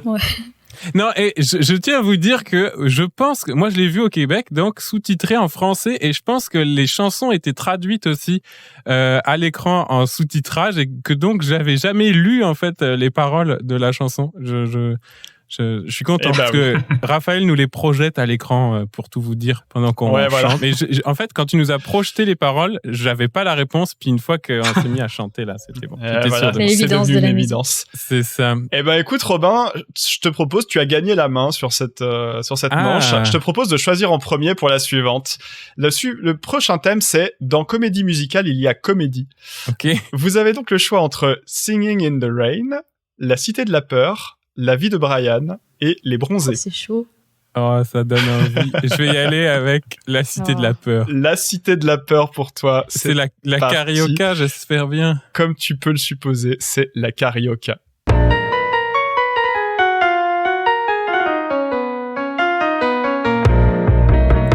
Sais-tu danser la carioca? Ce n'est pas un foxtrot ou une polka. C'est vraiment pas très compliqué pour la comprendre. Suis bien mes pas. C'est pas un tango ou un cha-cha. La voix de Gérard Darmon. Encore moins une bossa nova. Quand t'as goûté à cette danse, là tu ne peux plus faire que ça. Vous avez le droit de chanter avec moi. Youpi, dansons la carioca. C'est bien, faites tous comme moi. Ah bah bravo. Youpi, avec la carioca. Et tant pis s'il faut dire à aux autres danses au revoir. Bien joué. Oh. Tant pis s'il faut dire aux autres danses au revoir. Ouais. Et ben c'est réussi. Non, c'est probablement un des films que j'ai le plus vu dans ma vie, donc c'était moi et mon honneur là. Bah ton honneur est sauf. C'est bon. Qui veut y aller derrière? Vas-y Alice. J'ai été deuxième, moi. Allez, La Vie de Brian. Allez, La Vie de Brian, c'est parti. Ça va être Il s'agit donc de la chanson de fin de La Vie de Brian, ou est-ce que... Always look on the bright side of life. Exactement. Some things in life are bad. They can really make you mad. Other things just make you swear and curse. When you're chewing on life's gristle, don't grumble. Give a whistle, and this'll help things turn out for the best. And always look on the bright side of life.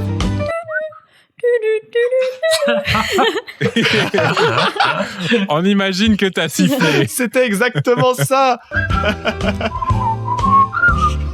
Always look on the bright side of life.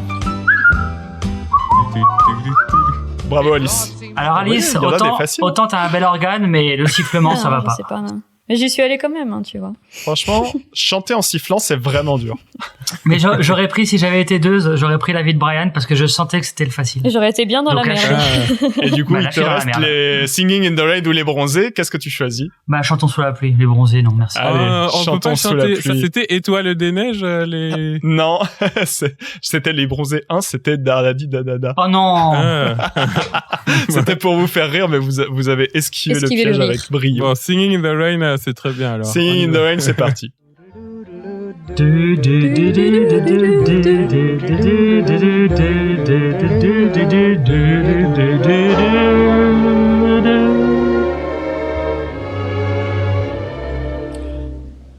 I'm singing in the rain, just singing in the rain. What a glorious feeling! I'm happy again. I'm laughing at clouds so dark up above. The sun's in my heart and I'm ready for love. Oh, Oh, c'est beau ça. C'est exactement ça. Et je l'aurais pas eu. Et ben franchement, vraiment bravo. Ouais. Elle était Bravo, pas Mathieu. facile. Elle était pas facile. J'ai vu ce film autant de fois que Robin a vu La Cité de la Peur. Alice, c'est quoi le film que t'as vu autant de fois, toi? Peau d'âne. Ah, musical aussi. J'espère qu'il est quelque part dans une catégorie. Ah, on verra bien. Ça va être la Le surprise. cake d'amour. Le cake d'amour. Petit, Eh ben, vous avez tous réussi ce coup-là. Alors, prochain thème, il va falloir départager. Bah, Mathieu, t'as pas commencé, donc Ouais, pour bah le oui, on peut être thème fair play. disco synthé paillettes, Ouh. tu as le choix entre Paillettes. Fame. Non, c'est le package, faut tout prendre, Mathieu. Tu as le choix entre Fame, Flashdance, Grease ou Parking. Ah, faut dire Le quand, film faut de dire Jacques quand même qu'en Demy. préparant l'émission, pour rigoler, j'avais dit que je voulais parler de parking, mais évidemment. Moi aussi, j'avais dit ça. On avait tous et tous dit ça, mais on n'a pas assumé. Oui, c'est vrai. Ça fait très longtemps avec Mathieu et Alice qu'on est fans de Parking On est fans de de Jacques Parking. Demy, qui est quand même un nanar Ultime. vraiment Intersidéral. de, Ah oui. de première qualité.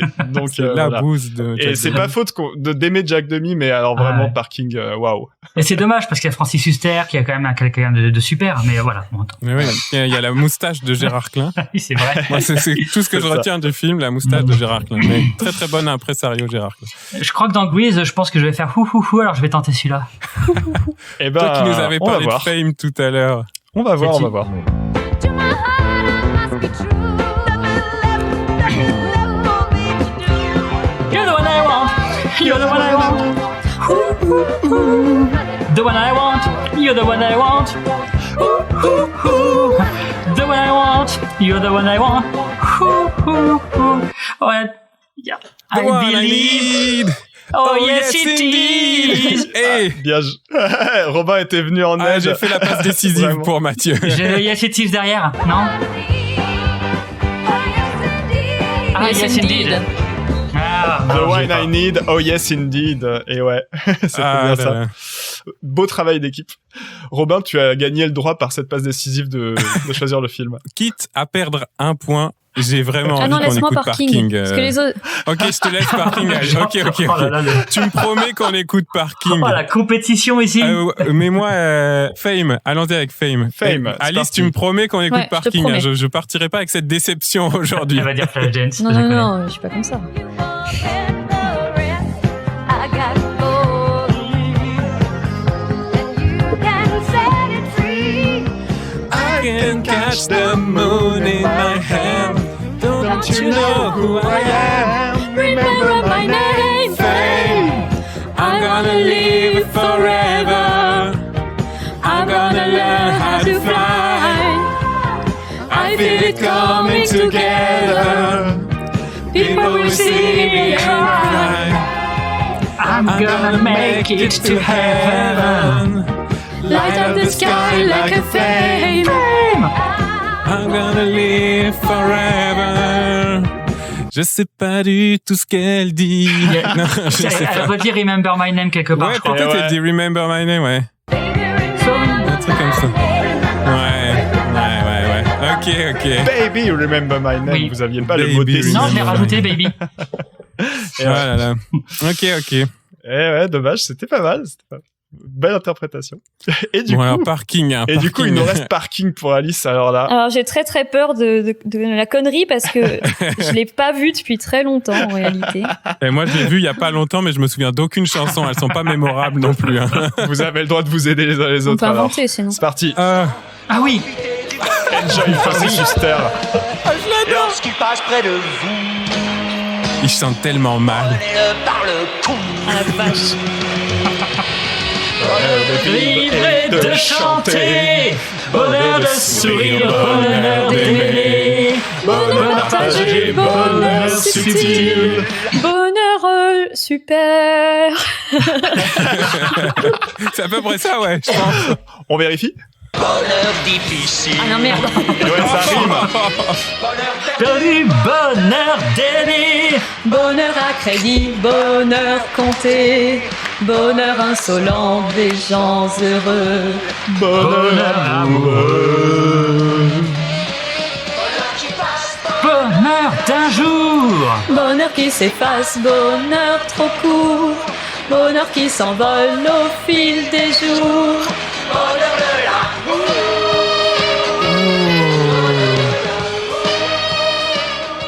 Vous en avez eu pour votre argent, avouez. On en a eu, ouais.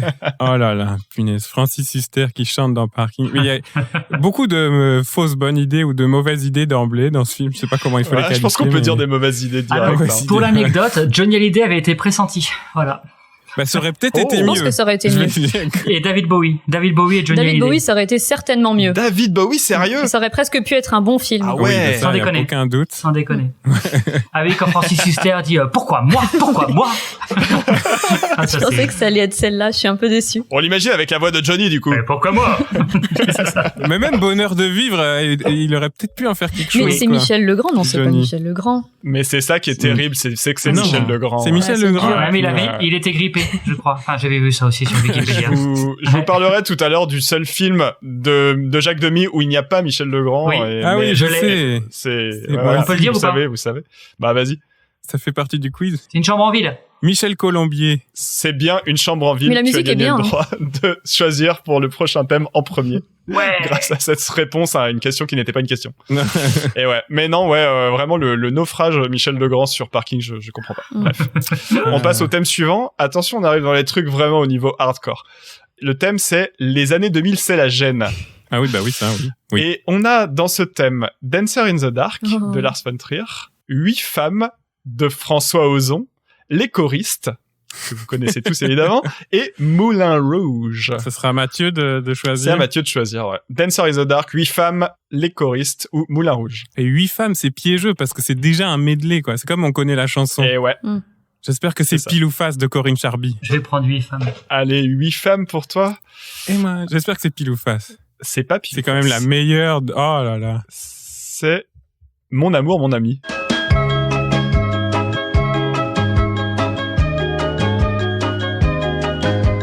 Toi, mon amour, mon ami, quand je rêve, c'est de toi. Mon amour, mon ami, quand je chante, c'est pour toi. Mon amour, mon ami, je ne peux vivre sans toi. Mon amour, mon ami.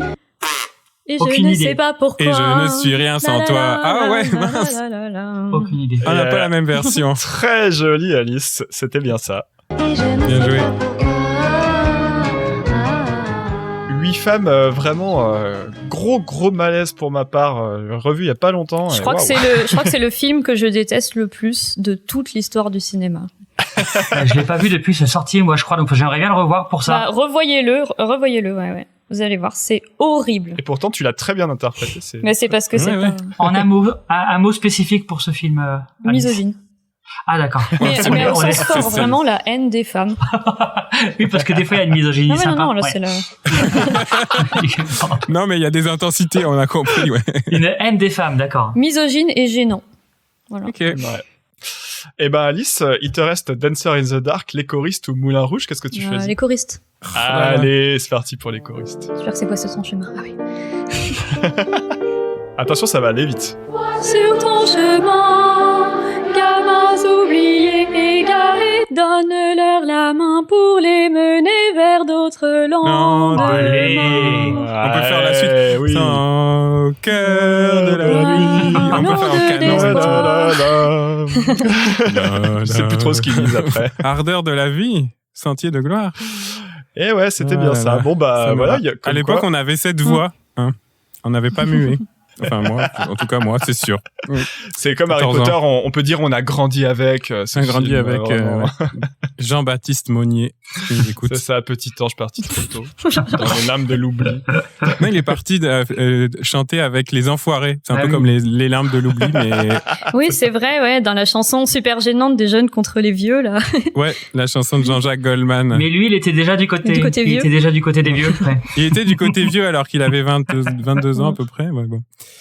Ouais, Jean-Baptiste. Bon, alors attends, je dois choisir entre Dancer in the Dark et Moulin Rouge. C'est Je suis ça. dans la merde parce que c'est vraiment deux films que je connais pas bien. Moulin Rouge. Ah ouais, c'est plus sympa, ouais. Moulin Allez, Rouge, c'est plus Moulin sympa, Rouge, quoi. je vous Oui, propose parce que ça peut être des trucs Elephant connus. Love Medley parce que c'est un medley de trucs connus justement. Et alors j'ai C'est- hésité vraiment à le mettre dans le thème relation toxique, vous allez comprendre pourquoi avec le début de l'extrait. We should be lovers. We can't do that. Ok. We should be lovers. And that's a fact.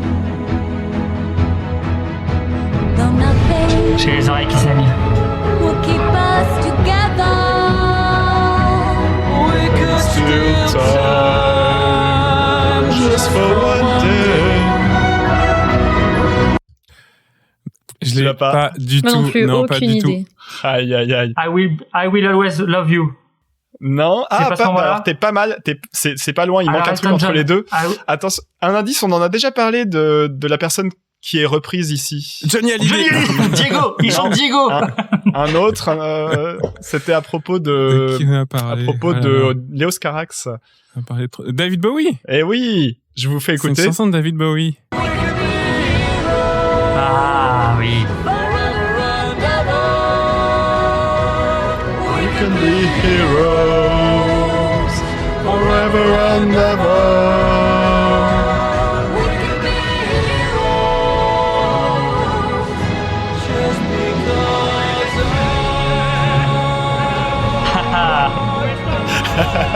Avec ce mec derrière. Love you. Elle s'envoie du pâté quand même. Hein. C'était juste pour Mathieu que t'as gardé jusqu'à Ah bah, merci. la fin. Bien sûr. J'ai un demi-point. L'enchaînement est incroyable, je trouve. Ah oui, Oh là là, incroyable, incroyable. Eh, vous savez qu'il existe une version française, je vous invite à écouter ça, de Heroes par David Bowie lui-même, qui s'appelle Héros. Ça parle de dauphins, c'est génial. Bref, Oh c'était là. une parenthèse chanson, oui. Les dauphins savent nager. On dirait une chanson de parking. Ça aurait mérité une chronique, ça. C'est incroyable. Non, en refermant la parenthèse avec le fait que j'ai pas le point et que j'étais très nul en Moulin Rouge. C'était vraiment pas mon kiff, je l'ai dit. Et non. Par contre, il y en a une qui a brillé sur le thème précédent, c'est Alice, et elle va avoir le droit, du coup, de choisir la première chanson du thème suivant. Le dernier, c'est de 7 à 77 ans, parce que je suis fan de Michel Sardou. On était la dernière fois sur les trucs kink de droite qu'on n'ose pas trop assumer. Bah ça, c'en est un. Oh là là. Michel Sardou a chanté au cinéma. Non, c'est parce que c'est des chansons qui peuvent être pour les enfants.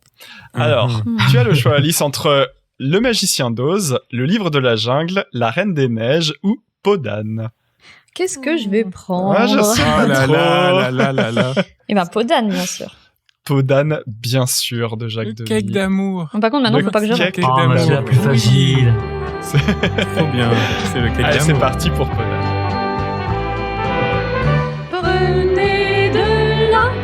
Prenez de la farine, versez dans la terrine, 4 bien pesés, autour d'un puits creusé. Choisissez 4 frais, qu'ils soient du matin frais. Ah, j'ai pu. Oh, Moi je l'ai. Ah, Vas-y, vas-y, vas-y, Robert. Car au bout de 8 jours, un poussin sort toujours. Ah, c'est Ou là. je sais plus Ah oui, combien c'est de ça. jours. C'est pas le bon nombre de jours, mais c'était bien C'est ça. 10 jours, 2 jours, que je sais plus. 20 jours, 20 jours. poussin sort tout. Un poussin sort toujours. Ah. Alice, c'est le sosie vocal de la femme qui chante dans Peau d'âne. Mais Je sais oui. pas, parce que je crois pas que ce soit Catherine Deneuve. Hein. C'est quelqu'un- Non. Non, je crois pas. Bah, j'essaye d'imiter. Ouais, mais c'est très réussi. C'est très réussi. Mais sinon, on a essayé d'imiter ça. Ouais. ça Chanteuse donnerait pas et pareil, hein. imitatrice, hein, vous voyez qu'on recrute pas n'importe qui dans cette émission. Bah, par contre, honte sur moi, hein. Ouais, piégé à ton propre jeu. À Hein. mon propre jeu, Ouais. ouais. Mais bon, j'étais obligée de la choisir. comprends. Je savais qu'il y avait que des ultra fans de Demi ici, je pouvais Les pas ultras, mettre une chanson ouais. facile non plus. Enfin, Il faut que je le Le revoie. cake d'amour, c'est tellement magique comme titre. ouais, c'est vrai. Pardon, c'est- Robin, tu veux choisir la suivante? Le Magicien d'Oz, Le Livre de la Jungle, La Reine des Neiges. À toi de faire le bon choix. Allez, pour mes années de scout où j'étais louveteau. Oui, c'est pas de gauche être scout, je sais pas. Le livre de la jungle. Le Livre de la Jungle, allez, c'est parti. Il en faut Peu pour être heureux, vraiment très peu pour être heureux. Chassez de votre esprit. Ah, mais c'est quoi? C'est le deuxième couplet. Prenez-la. Oui, j'ai mis Pris le du deuxième bon côté, riez, sautez, dansez, chantez, et vous serez un ours très bien léché. Waouh, Ah, bravo. je me suis fait piéger parce que je pensais que ça allait être le premier couplet. Ah non, mais c'est ça. même, tu t'es pas. Ah là là. Simple, efficace, bravo. Merci. Ah, franchement, ça fait plaisir. C'est cool à chanter en plus. Ah, Balou. Bah oui, voilà. Et puis, bon, pas trop difficile. Mathieu, pour la conclusion, Le Magicien d'Oz, La Reine des Neiges, 2 salles, 2 ambiances. lequel on va avoir dans la tête pendant tout le reste de l'émission, parce que si c'est la Reine des Neiges, il y a un gros risque. Je vais prendre Jean-Philippe avec Fabrice Lucchini et Johnny Hallyday. J'ai pensé à ce film en plus cette semaine en préparant l'émission. Tu trouves vraiment qu'on n'a pas assez chanté de Johnny aujourd'hui? Non, je vais prendre le Magicien d'Oz. Le Magicien d'Oz. Je donne un cours dessus demain. Et ben c'est parti pour Somewhere Over the Rainbow. Somewhere over the rainbow, way up high,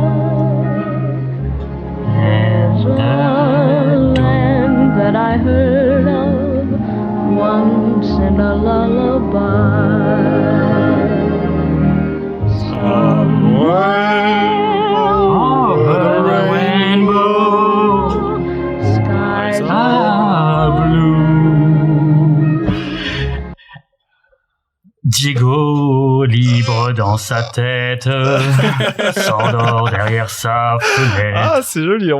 Ça mériterait le point quand même. Bah, j'aimerais bien, je demande la VAR. La VAR, donc. And the dreams that you dare to dream really do come true. Et ouais. Et si t'avais dit le mot dream, il était au moins 3 fois dans les 2 dernières phrases, t'aurais eu un demi-point. Ça aurait été bon. C'était pour boucler avec La La Land, parce que c'est quasiment les mêmes paroles finalement.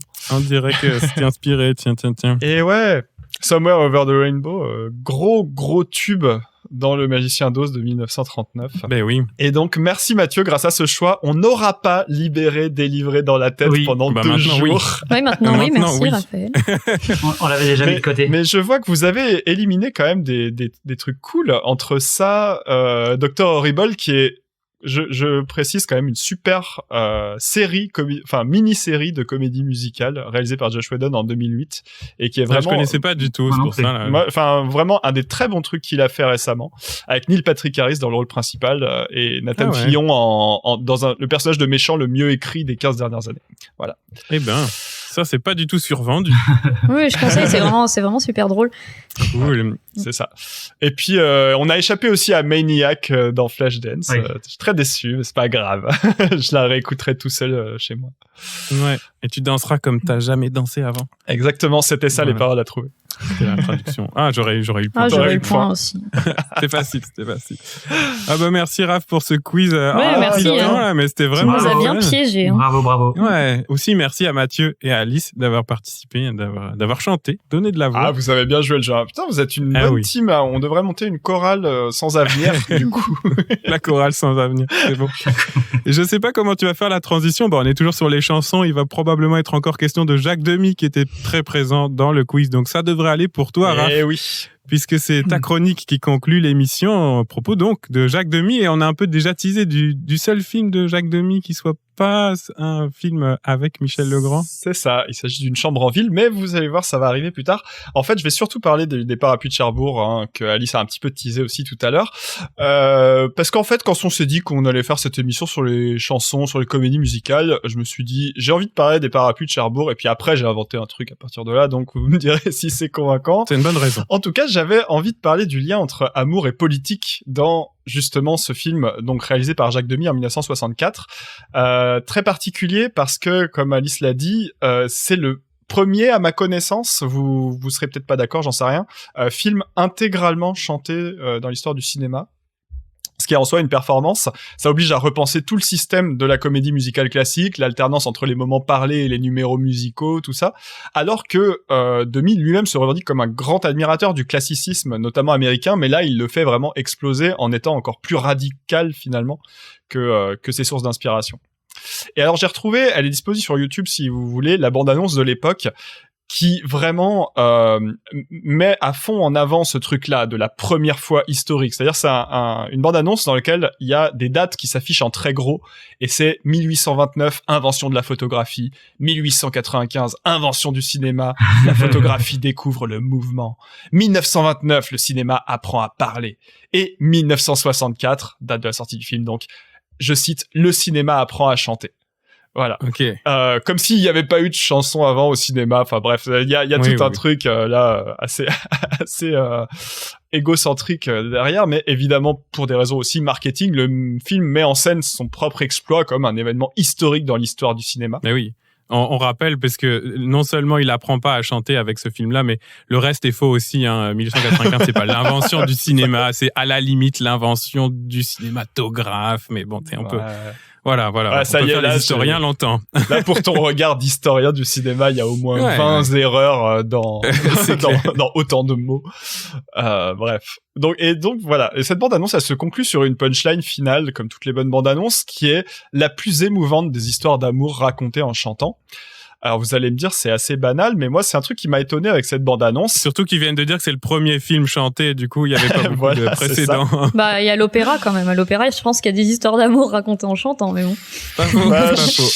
On doit bien pouvoir en trouver une ou deux, ouais, c'est vrai. Mais bon, enfin bref. Mais ça impliquait un peu cinéma quand même, donc bon. Mais là vous jouez les historiens. Moi ce qui m'a vraiment étonné, c'est qu'en fait c'est totalement faux. La plus émouvante des histoires d'amour, etc. C'est-à-dire que, enfin, disons que c'est pas faux, mais ça passe un petit peu sous silence la vraie originalité des Parapluies de Cherbourg, qui est aussi d'être un film très triste, très dramatique et peut-être aussi très politique. Parce que on a l'habitude que la comédie musicale nous raconte des histoires d'amour, ça fait partie des clichés du genre.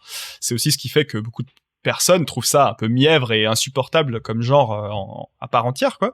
Mais finalement, on a moins l'habitude que ça parle de choses vraiment assez dramatiques et même très tragiques, puisque de quoi ça parle les Parapluies de Cherbourg, je le rappelle vite fait, c'est l'histoire d'un jeune couple, Guy et Geneviève, Nino Castelnuovo et Catherine Deneuve, toutes jeunes. À la fin des années 50, ils s'aiment, tout va bien, ils veulent se marier, et là, paf, le mec reçoit une lettre qui l'oblige à aller se battre en Algérie pendant 2 ans, parce que oui, le film sort juste après la fin de la guerre d'Algérie en France, et l'histoire se passe quelques années avant, donc à l'époque, pendant la guerre, où la France choisit de mobiliser ce qu'on appelle le contingent, c'est-à-dire pas seulement l'armée de métier, mais aussi n'importe quel jeune homme en âge de se battre. Voilà. Et évidemment, ça me plaît parce que ça devient un film très politique sur une période clé de l'histoire française, en tout cas.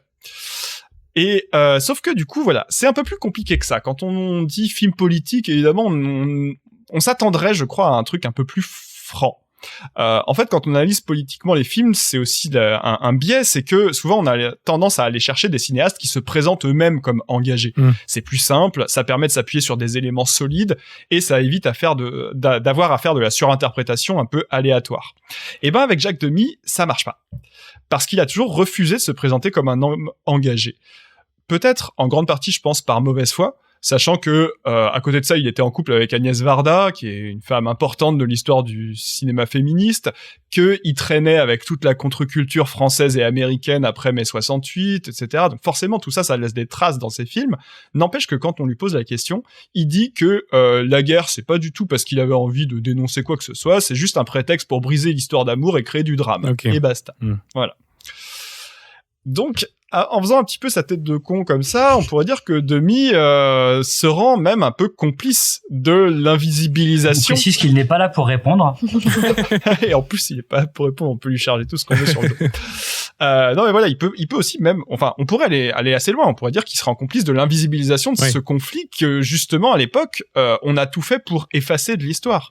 À l'époque, le gouvernement a tout fait pour qu'on ne parle pas de l'Algérie, qu'on dise que c'était des opérations de maintien de l'ordre plutôt qu'une guerre, et pour qu'on sache pas ce qui se passe sur place, à savoir des violences, de la torture, etc. Et il y a un truc dans l'histoire du cinéma, c'est que le cinéma français a beaucoup participé à imposer ce silence, en fait. C'est-à-dire que à l'époque, c'est le début des années 60, c'est la naissance de ce qu'on appelle la nouvelle vague, Truffaut, Godard, Chabrol, etc. Et là-dedans, même s'il y a bien quelques films qui font référence à l'Algérie, c'est toujours de manière très lointaine. C'est des histoires de soldats qui reviennent déprimés, qui ont tout perdu, qui arrivent pas à se réintégrer, tout ça, mais ça reste assez en pointillé, on va jamais très loin dans le détail, et en tout cas, c'est pas des films qui dénoncent très franchement, alors que quand on connaît l'histoire de la guerre d'Algérie, il y aurait vraiment de quoi faire. Et à première vue, c'est exactement ce qui se passe dans Les Parapluies. Et je trouve même que le film est d'autant plus suspect que c'est une comédie musicale. C'est-à-dire, un film qui se met à chanter, c'est tout de suite une manière de casser le réalisme, et on le voit bien dans la scène d'ouverture dont on parlait tout à l'heure. Il répare des voitures dans un garage en dansant et en chantant avec ses collègues, etc. Il y a un côté anti-cégétiste absolu dans cette ouverture. Ça a l'air joyeux de travailler dans un garage comme ouvrier, quoi. Oui, il y a la scène où ils se lavent les mains à l'arrière en chantant. Enfin, ils ont les mains dégueulasses, mais ils se lavent les mains, ils sont contents. C'est ça. Ils sont là en train de se laver du cambouis, puis ils chantent des airs d'opéra comme ça. C'est la CFDT, en fait. C'est un clip de la CFDT. C'est ça. Donc voilà, ça impose tellement un décalage, ce côté chanté, que ça peut même un peu dédramatiser les enjeux politiques, quoi. Et ça devient d'imaginer que le film nous parle d'un vrai événement gravissime de l'histoire de France. Donc, pour résumer, voilà, il y a un peu, à première vue, une contradiction dans le projet. Soit on fait un mélodrame et on va à fond dans le spectacle et dans le côté chanter, danser.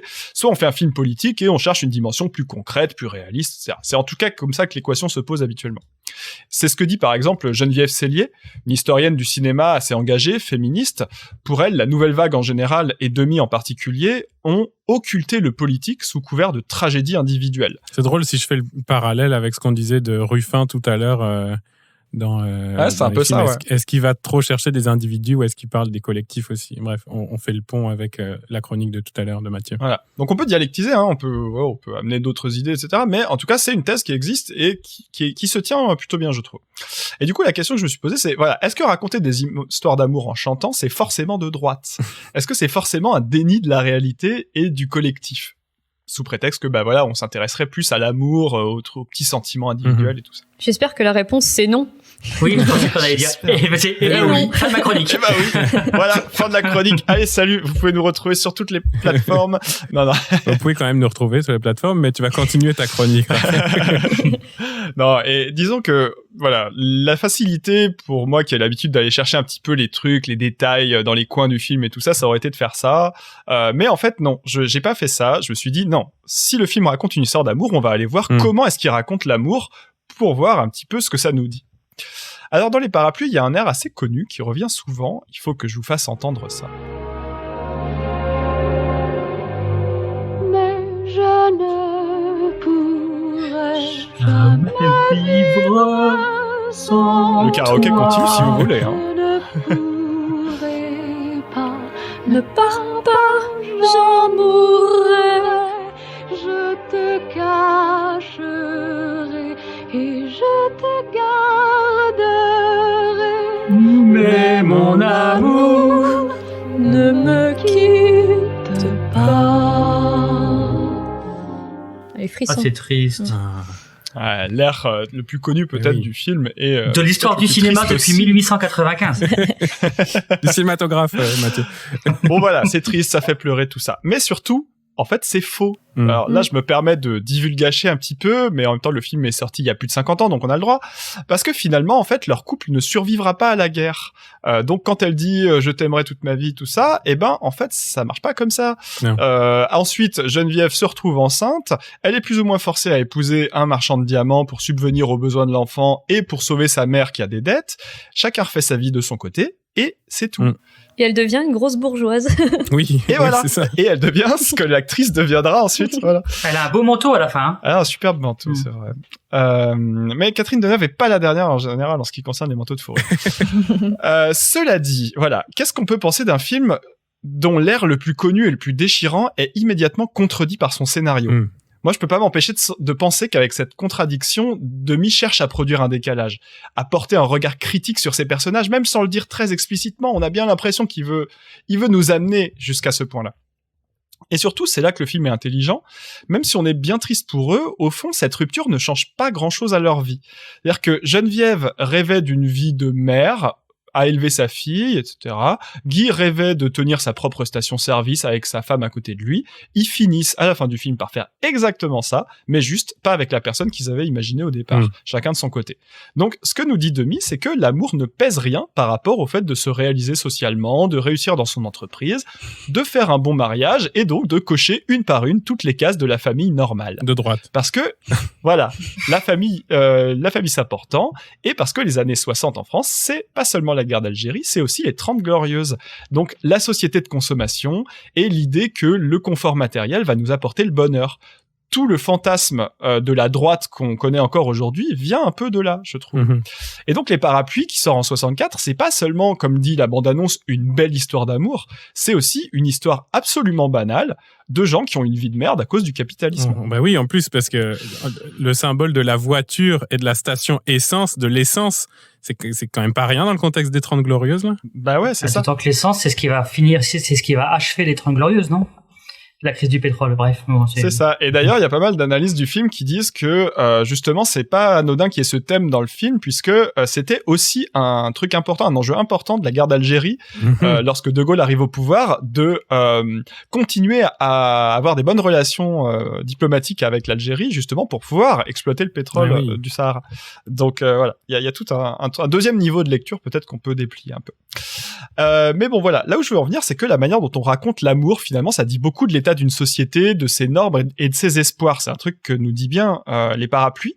Et c'est un truc qu'on peut comparer justement avec l'autre film dont je vous parlais tout à l'heure, Une chambre en ville. Le deuxième film est seul de Jacques Demy à être intégralement chanté. C'est aussi une histoire d'amour. On a un jeune couple, cette fois-ci c'est Richard Berry et Dominique Sanda, qui sont, lui est ouvrier, engagé dans un mouvement de grève, et elle est mariée à un homme riche qui la maltraite. D'ailleurs, un des meilleurs rôles, je trouve, de Michel Piccoli, en barbier roux flippant. Je peux te corriger, il est pas barbier, il vend des télés. Ah oui, c'est vrai, pardon, il vend des télés, mais il a un rasoir de barbier tout le temps. Ouais, c'est ça. Dans toutes les scènes du film, c'est pour ça que j'ai confondu, voilà. Mais il a un look de barbier. En tout cas, il a une superbe barbe et un très beau rasoir. Absolument. Il a menace au rasoir, c'est flippant. Ouais. Donc voilà, on retrouve le même motif avec Dominique Sanda qui chante « Tu sais que je ne pourrais pas vivre sans toi » dans un des airs déchirants du film, sauf que cette fois, et là c'est encore du spoil, ça se réalise. À la fin, Richard Berry est tué par des CRS dans une manif, et immédiatement, elle se suicide de désespoir. Donc, la comparaison est d'autant plus étonnante que les deux films ont beaucoup de points communs. Et en plus, non seulement donc le côté intégralement chanté et tout ça, mais en plus, l'histoire se passe à la même période que Les Parapluies. Ça se passe pendant des grosses grèves de dockers qui ont eu lieu à Nantes au milieu des années 50, donc aussi pendant la guerre d'Algérie. Sauf que les deux films sortent avec 20 ans d'écart, mais parlent de la même période. Une chambre en ville date de 1982. Et en fait, cet écart de 20 ans, ça change tout. D'un coup, les amants qui se jetaient des promesses passionnées à base de « je préfère mourir que de vivre sans toi », eh ben c'est vrai. Parce que entre-temps, il y a eu mai 68, il y a eu la contre-culture, il y a eu les hippies, et que maintenant, les jeunes sont prêts à mourir pour leurs idées, même dans leur manière de s'aimer. Alors, on pourrait donner plein d'autres exemples de la manière dont l'amour est révélateur des changements de société. Celui qui m'est venu en tête au hasard, mais on pourrait en prendre d'autres, c'est West Side Story. La pièce et le film ensuite, donc fin des années 50, début 60, qui reprennent tous les deux basiquement l'histoire de Roméo et Juliette, en fait, un amour impossible entre deux personnes qui appartiennent à des familles rivales. Sauf que chez Shakespeare, ce sont des grandes familles marchandes de la Renaissance italienne. Et donc, pourquoi leur histoire d'amour est impossible? Bah, tout simplement parce que les mariages, c'est pas de l'amour, c'est des contrats de vente qu'on signe pour des intérêts économiques. Alors que, à l'époque de West Side Story, ce problème n'existe plus dans la bourgeoisie. Il n'existe plus chez les riches. Et donc, les familles rivales, c'est plus des riches, c'est des gangs à New York dans les années 50, avec d'un côté des immigrés européens, de l'autre des portoricains. Et l'histoire est transposée comme ça dans des communautés extrêmement marginales, alors que auparavant c'était un thème de la noblesse, en fait. Et donc, parce qu'elle n'aurait plus de sens dans ce milieu-là, on la transpose dans un autre. Et d'ailleurs, West Side Story dit assez explicitement que le truc de l'amour impossible, c'est un problème qui concerne pas les Blancs dans l'Amérique des années 50. C'est vrai. Faut dire aussi que West Side Story, c'est une des grandes inspirations des Demoiselles de Rochefort. Là, il y a Georges Chakiris qui joue dans le film. La première scène, elle est clairement inspirée de West Side Story. Enfin, c'est un lien avec Jacques Demy, clairement. Ah bah Demy est un fin connaisseur de la comédie musicale américaine, c'est clair. Enfin bref, pour revenir au Parapluie de Cherbourg, il y a pas mal de gens à gauche qui ont reproché au film de pas être assez engagé, en l'occurrence d'être trop frileux sur la question algérienne, de pas dénoncer les crimes de l'État colonial, tout ça. Et de fait, c'est vrai, il est frileux. Mais il faut bien avouer que c'est le genre de sujet qui se prête pas super bien à des numéros de chant et de danse, et je pense que s'il y était allé à fond là-dedans, ça aurait pu être assez malaisant. Du coup, c'est un peu comme si Demy prenait le problème à l'envers. Ok, les comédies musicales sont censées raconter des histoires d'amour, ça fait partie des codes du genre, et ben on fait ça, on va y aller à fond. Mais en partant de l'amour, on va arriver à des sujets politiques. Alors, on parle beaucoup ces derniers temps de repolitiser les relations amoureuses, notamment dans les milieux féministes, où on se rend bien compte que les normes qu'on nous propose peuvent être très aliénantes, voire violentes, en particulier pour les femmes. Et je trouvais intéressant de transposer la question au cinéma, surtout quand on parle de comédie musicale, puisque on a l'impression que le genre entier, dans toute son histoire, n'a parlé que de ça, n'a parlé que de l'amour. Alors certes, pas toujours pour le meilleur, on nous propose encore souvent des relations très normées, voire carrément toxiques. Et parfois, les films n'ont même pas l'air de s'en rendre compte. Hein. Coucou Damien Chazelle. Oui, voilà. Toute la chronique d'Alice de tout à l'heure. Mais justement, voilà, il me semble que les comédies musicales aiment tellement parler d'amour que le genre pourrait être à l'avant-garde sur ce sujet. Si Demi y arrivait déjà il y a 50 ans, je vois pas pourquoi on pourrait pas continuer à s'en inspirer aujourd'hui. Et moi, en voyant un film comme Annette, par exemple, aujourd'hui, je me dis qu'on est plutôt en train d'aller dans le bon sens à ce niveau-là. Oui, c'est vrai. Ta chronique m'a fait penser au film Rent, qui était une comédie musicale de Broadway avant. Je pense que le film a été réalisé par Chris Columbus. On parlait tout à l'heure d'Harry Potter, qui est justement une comédie musicale qui parle une sorte de gang d'acteurs et d'actrices un peu sous-payés à New York qui vivent dans des quartiers un peu miteux là. Puis il y a un personnage super important qui s'appelle Angel puis qui meurt du sida. Puis tout d'un coup, un des arcs narratifs, c'est le sida. Et en fait, ça devient le sujet du film. Puis ça, ouais, effectivement, comment on peut faire ça en chanson aussi? Parce que dans le fond, la comédie musicale et les chansons, c'est pas juste là, on est content, on chante, on danse, on célèbre la vie, quoi. C'est aussi, il y a des chansons qui font pleurer, il y a des chansons qui sont tristes, qui peuvent nous aider à pleurer, en fait, sur certains sujets. Puis effectivement, je suis d'accord avec toi, ça pourrait servir à ça, quoi. Bah après, il y a des sujets qui sont tellement graves que des fois, on imagine mal se mettre à danser, à chanter, etc. Mais finalement, quand des films montrent que c'est possible, en fait. C'est ça qui... Ouais, je me souviens quand j'ai vu Rent, je me disais, ok, c'est un film très pompier, mais il est au service de son sujet, quoi. Pourquoi pas? Ouais. Est-ce que ça vous a donné des idées ou des réflexions ou des exemples, Mathieu? J'ai juste une question un peu prosaïque comme ça. C'est parce qu'à cette époque-là, il y a le précédent, Le Petit Soldat de Godard. Ouais. Et quel est le poids de la censure pour qu'il mette pas les pieds dans le plat? Là, c'est une question qui peut peut-être se poser. Et au même moment, à peu près, je crois, Rosier fait Adieu Philippines, qu'on peut rapprocher aussi des Parapluies de Cherbourg, je crois, sur ce côté. Ouais, j'y touche sans y toucher. Bah alors après le cas est un peu différent. Le Petit Soldat de Godard sort en 60 et en fait du coup il sort pas parce qu'il est censuré parce qu'on est encore pendant la guerre d'Algérie. Après les films suivants dont tu parles, je crois que c'est plutôt 62, 63, 64 et là pour le coup ils sont frileux parce que je pense qu'ils ont peur de la censure parce que forcément quand il existe à l'époque c'était très clair, hein, la guerre d'Algérie il fallait pas en parler. Donc le plus discret c'est fait, le mieux c'est quoi. Mais effectivement ouais, du coup la censure dérive en autocensure quoi. Forcément. Et d'ailleurs, un des premiers films qui aborde vraiment frontalement le sujet, ça va être un film italien, c'est celui de Pontecorvo, La bataille d'Alger, qui sort en 66 ou 7, je crois. Donc, ouais, mais c'est intéressant, dans ce cas, d'aller chercher quand même comment ça passe un peu chez Demi dans ce film-là. Ouais, c'est ça. Parce que ça devient discret, mais du coup, ça passe par les codes du genre qu'il a choisi de mobiliser. C'est ça qui me plaît aussi, c'est que on pourrait lui reprocher de pas avoir fait un film militant, mais en fait, finalement, il aurait été mauvais là-dedans, on le sait. Mais qu'il arrive à faire un film anti-société de consommation par le musical, moi je trouve ça cool. Alice, toi qui connais aussi beaucoup ces films-là, les films de Demi. Ouais, je suis en train de me demander, ce que je cherche dans ma tête, s'il n'y a pas des comédies musicales comme ça qui parlent d'amour et qui soient politiques et tout, et je l'ai pas vu depuis longtemps, mais est-ce que la comédie musicale Hair, c'est pas une bonne réponse à ça, vu qu'elle parle de la guerre du Vietnam et que elle est quand même pour le coup très politisée, et ça pourrait être une bonne réponse à Demi, non? Et en même temps, avec des outils qui sont à peu près les mêmes, puisque la guerre du Vietnam, elle est pas montrée.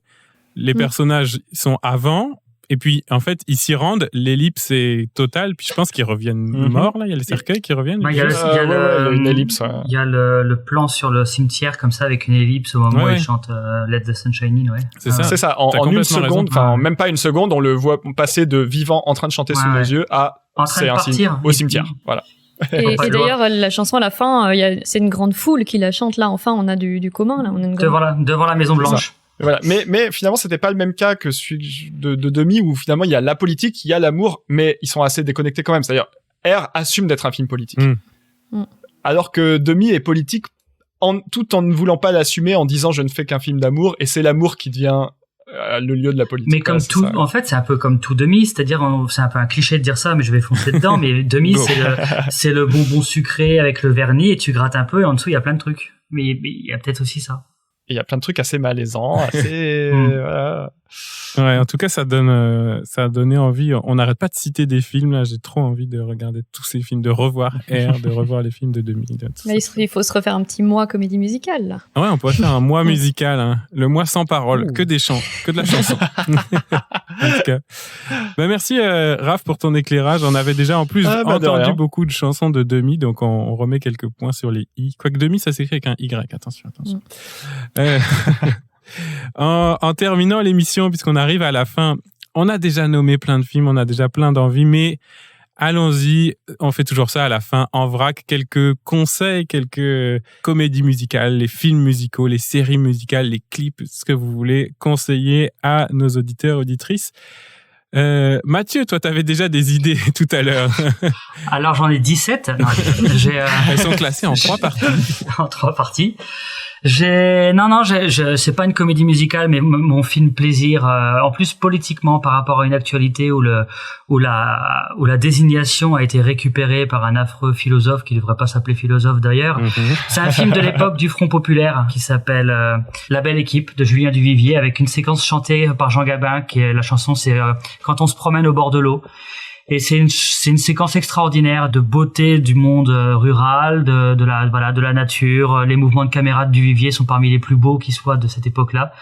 Et c'est un film qui respire, toute cette espèce de joie et d'euphorie de l'époque du Front populaire. Et vraiment, je tenais à insister sur La Belle Équipe, qui est un film extraordinaire de Julien Duvivier, donc 1936, avec cette séquence chantée par Gabin, Quand on se promène au bord de l'eau. Et oui, il faut dire qu'à partir du moment où le cinéma devient entre guillemets parlant, là je vais mettre des guillemets d'historien parce que bref, je vous fais pas le topo là-dessus, mais oui, la chanson notamment dans le cinéma français occupe une grande place. C'est une très belle période de cinéma musical. Ouais. Alice, des conseils? Est-ce que je peux parler d'un jeu vidéo? Ah oui, avec plaisir. Parce que j'ai fait récemment un jeu vidéo dans lequel, à mon avis, la musique a une place vraiment importante. C'est le jeu indépendant Disco Elysium du studio estonien Zaum. Je sais pas tout à fait comment ça se prononce. Okay. C'est un point and click vachement inspiré du jeu de rôle papier, dans lequel on joue un flic communiste, alcoolique, passionné de disco et qui doit résoudre une enquête dans une sorte de monde post-apo soviétique. Et il y a de la musique tout le temps, très belle, et il y a notamment un moment, une quête où on doit créer une discothèque dans une église désaffectée. Il y a une scène de danse délirante après. Et vraiment, je conseille, c'est vraiment exceptionnel comme jeu. Pas très long et très, très novateur. Et vraiment de gauche, c'est vraiment marrant. Ça donne très envie. Redonne le titre, si tu veux bien. Disco Elysium. Et c'est plus ou moins sorti sur toutes les plateformes maintenant. Excellent. Wow. Raph? Non, moi j'avais cité Dr. Horrible, ça va être mon conseil, allez tout à l'heure. Comme on n'a pas eu le temps d'en écouter un extrait, allez voir ça, c'est sur YouTube, ça dure 2 fois 20 minutes, un truc comme ça. C'est créé par Whedon quand il y a eu la grève des scénaristes où il s'est dit mais c'est pas grave, on n'a pas besoin de moyens, on va faire des trucs avec nos potes là et ça va marcher très bien. Et ça marche très bien. Ok. Voilà. Bon, on imagine qu'il avait quand même un peu de moyens, Joss Whedon, mais un petit peu. Mais par rapport à ce qu'il a fait après, je crois que c'est juste avant les Avengers et tout. Ouais, c'est pas la même chose. C'est sûr. Allez, moi, cinéma musical, je vous conseille. Bon, on a parlé d'Annette et des Sparks. Je vous conseille bien sûr le documentaire de Edgar Wright sur les Sparks qui s'appelle The Sparks Brothers. Alors, faut aimer les documentaires musicaux un peu biographiques, là. Il fait vraiment toute la carrière des Sparks, album par album, mais c'est fascinant. Puis c'est vraiment 2 artistes / personnages vraiment hors du commun. Puis ils font de la musique. Moi, je suis super fan des Sparks. Donc le documentaire est vraiment pour les fans. Là, on apprend beaucoup de choses, mais c'est un documentaire assez inventif malgré tout sur la forme. Et puis Edgar Wright, comme c'est à mon avis, l'un des plus grands cinéastes musicaux contemporains. Ouais, j'y vais. Un de mes films préférés contemporains, Baby Driver, d'Edgar Wright, qui est un grand film sur c'est quoi une playlist, c'est quoi la culture de l'iPod, c'est quoi avoir de la musique dans les oreilles, qu'est-ce que ça nous transmet, qu'est-ce que ça nous transporte dans le monde, d'écouter de la musique, bref. Et puis, un tout dernier, parce que vraiment, là, plus politique que ça, c'est difficile en France, plus de gauche. Les films de Jean-Yann, notamment ses premiers films, Moi, il y en a vouloir des sous et Tout le monde, il est beau, tout le monde, il est gentil. Raph, il faut que tu vois, Moi, il y en a vouloir des sous, il y a une très, très grande scène de manifestation chantante.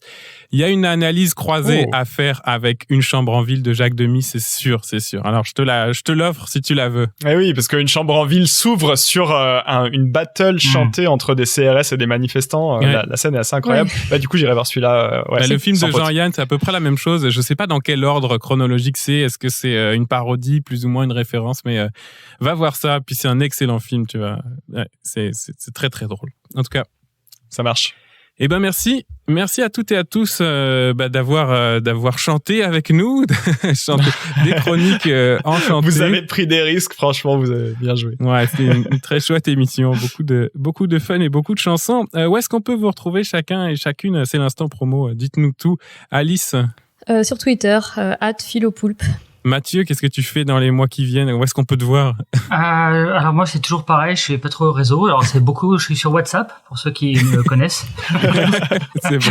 Donc devenez amis avec moi. Devenez amis avec moi. Verra. Et sinon, je suis beaucoup en ville, dans l'île, dans les cafés. Donc on peut s'y croiser. Voilà. Moi, j'ai bien hâte de retourner à Lille. C'est là où est ma famille. Raph, dans quel café on te retrouve? Sur le café du commerce de Twitter, Raphaël classique. Jodon, ou sinon dans divers bars et diverses petites scènes avec Goatfather, mon groupe de stoner. On vient d'ailleurs de sortir un clip qui s'appelle Convoy, en hommage au film du même nom de Sam Peckinpah. Je vous invite à aller voir ça sur les internets si ça vous intéresse. Ah oui, on sait qu'il y a du cinéma dans ta musique. Déjà, ton groupe s'appelle Goatfather, donc on avait compris. Le clip en lui-même est un petit film dans le film réalisé par notre chanteur Yann, dédicace bien sûr. On va aller voir ça, Goatfather. Et quant à moi, évidemment, vous pouvez me retrouver puisqu'on a parlé de chansons aujourd'hui. Si vous aimez les chansons, eh bien, mon émission hebdomadaire sur CISM, la radio du 89.3 à Montréal, et 100% chansons francophones. Ça s'appelle C'est un tube.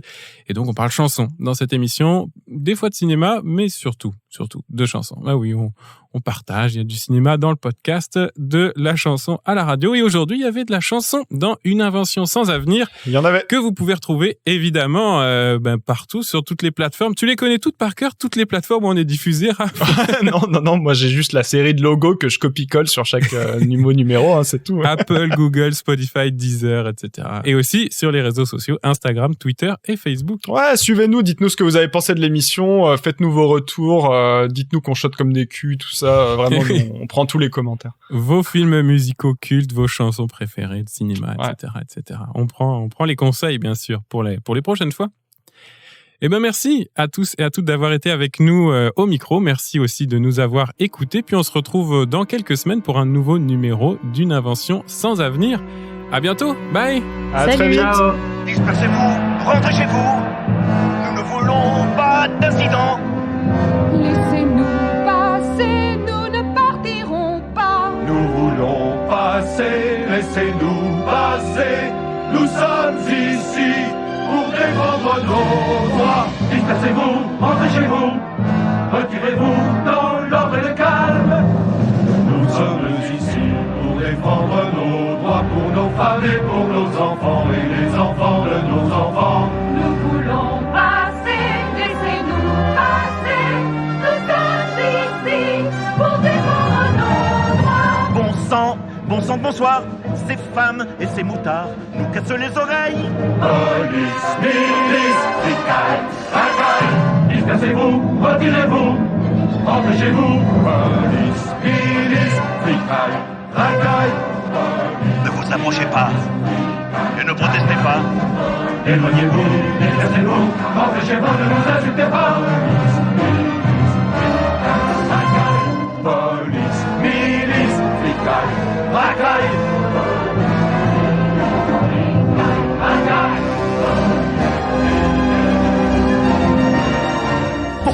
Pourquoi moi?